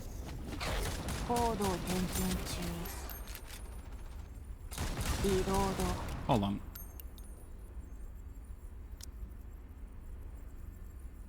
Attack with full charge. When last round of ammunition hits, affects all electric code ally units if the caster is in collect hacking mode. And the last round of ammunition hits, affects the target if caster is in collect hacking mode.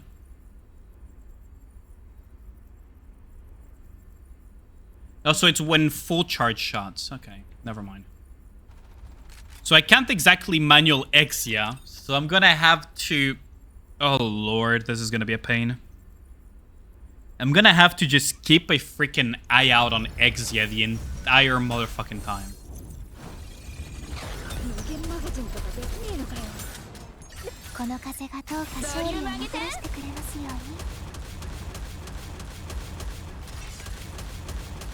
Oh right, it's Diesel, so Diesel can just face tank everything.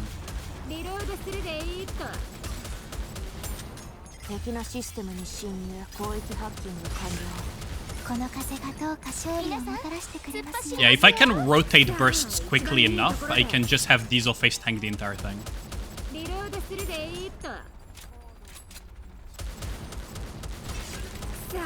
Because Diesel just never dies.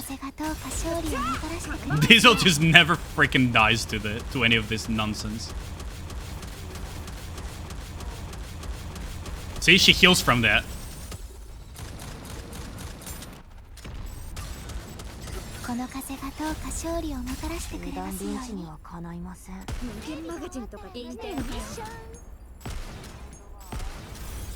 See, Diesel heals from the missiles.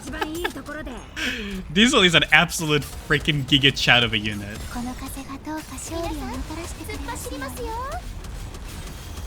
Diesel is an absolute freaking giga chat of a unit. Look at that, she's healing from it. She's actually fucking healing from it.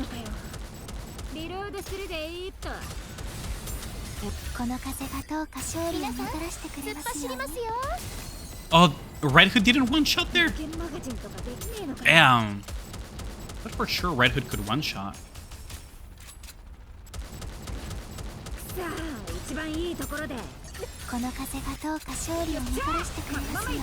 Well, that's guaranteed to one-shot though.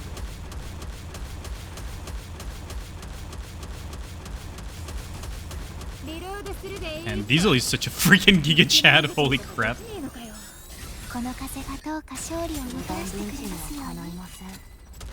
Dude, Diesel is a giga chat. Holy fuck, she's just face tanking everything like a champ.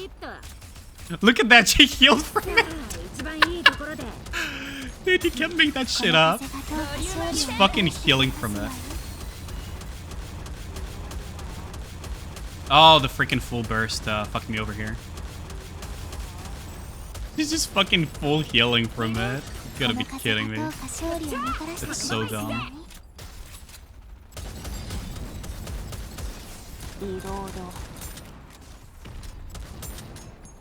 This is just fucking full healing from it. I need to improve on how this works out. But with a little bit of perfecting, this could actually fucking work. That's the most hilarious part of it. The Diesel is just such a giga chat, she doesn't give a fuck. Does my Diesel have treasure? Yeah, she has max treasure. Real Luchis, remember when Diesel was free? True. Yeah, Diesel has a treasure. So, fun fact. All of this healing that she did is from her treasure alone. She's such a giga chat. Fucking Diesel, man.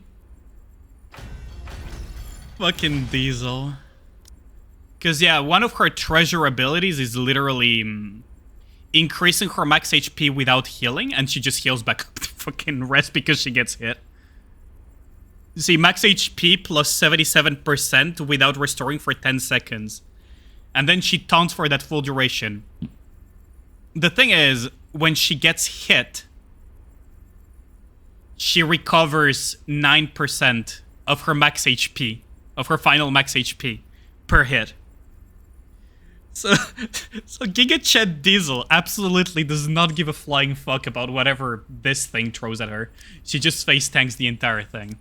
Now I'm gonna need to optimize this further though, because that amount of damage out of a Red Hood comp is not very good. If you look, for example, at Tay, his Red Hood comp did 1 bill. It was one of his lower comps, but it was not his lowest comp. But yeah, like, Giga Chad Diesel, holy fuck. That's amazing. It's actually amazing.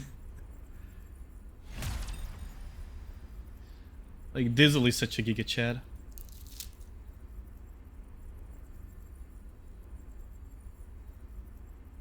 Now, if I were to optimize, I can probably squeeze out a little bit more.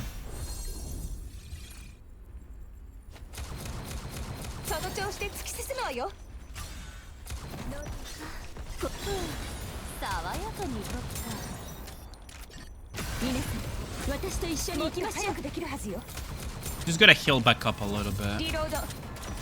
At the end of the day... Then again, I do want to get my Scarlet Slashes in.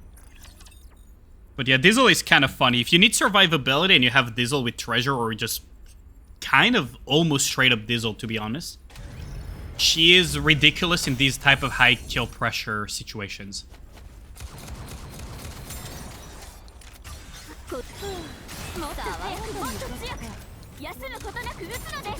Oh wow, that thing... Oh well, doesn't matter. We're gonna heal it back up. Oops.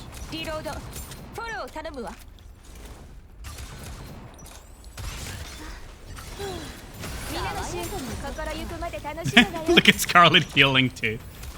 Ah yes, Scarlet back to full thanks to Helm burst. Gotta love it.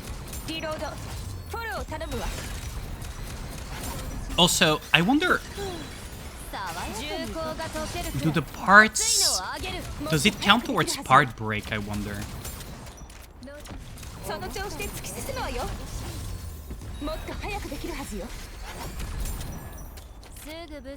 I wonder if it counts towards parts break, the glass slippers in P1.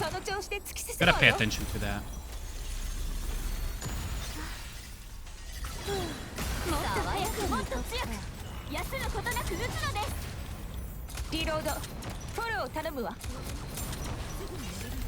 Oh, that's one part. Oh, yeah, they do count for part break, actually. Holy crap. That's funny.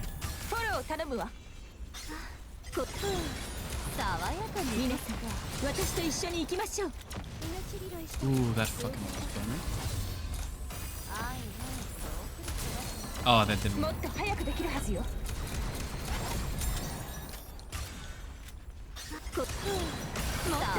No. Ah, I messed up. Okay, it is doable, though. It's really funny, though, that her parts break thing actually applies.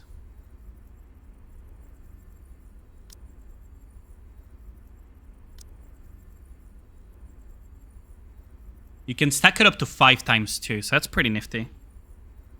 So Diesel and Exia are more a priority for the treasures first. It depends on what you prioritize, but Exia is definitely one of the top treasure priorities. For sure. Like, Exia definitely, for Electro Code, she is really, really solid. Now, whether you want to prioritize Diesel or Laplace depends on what you want to prioritize, basically. Because Laplace is kind of useful in PvP. Kind of. Diesel is that weird niche in PvE, though.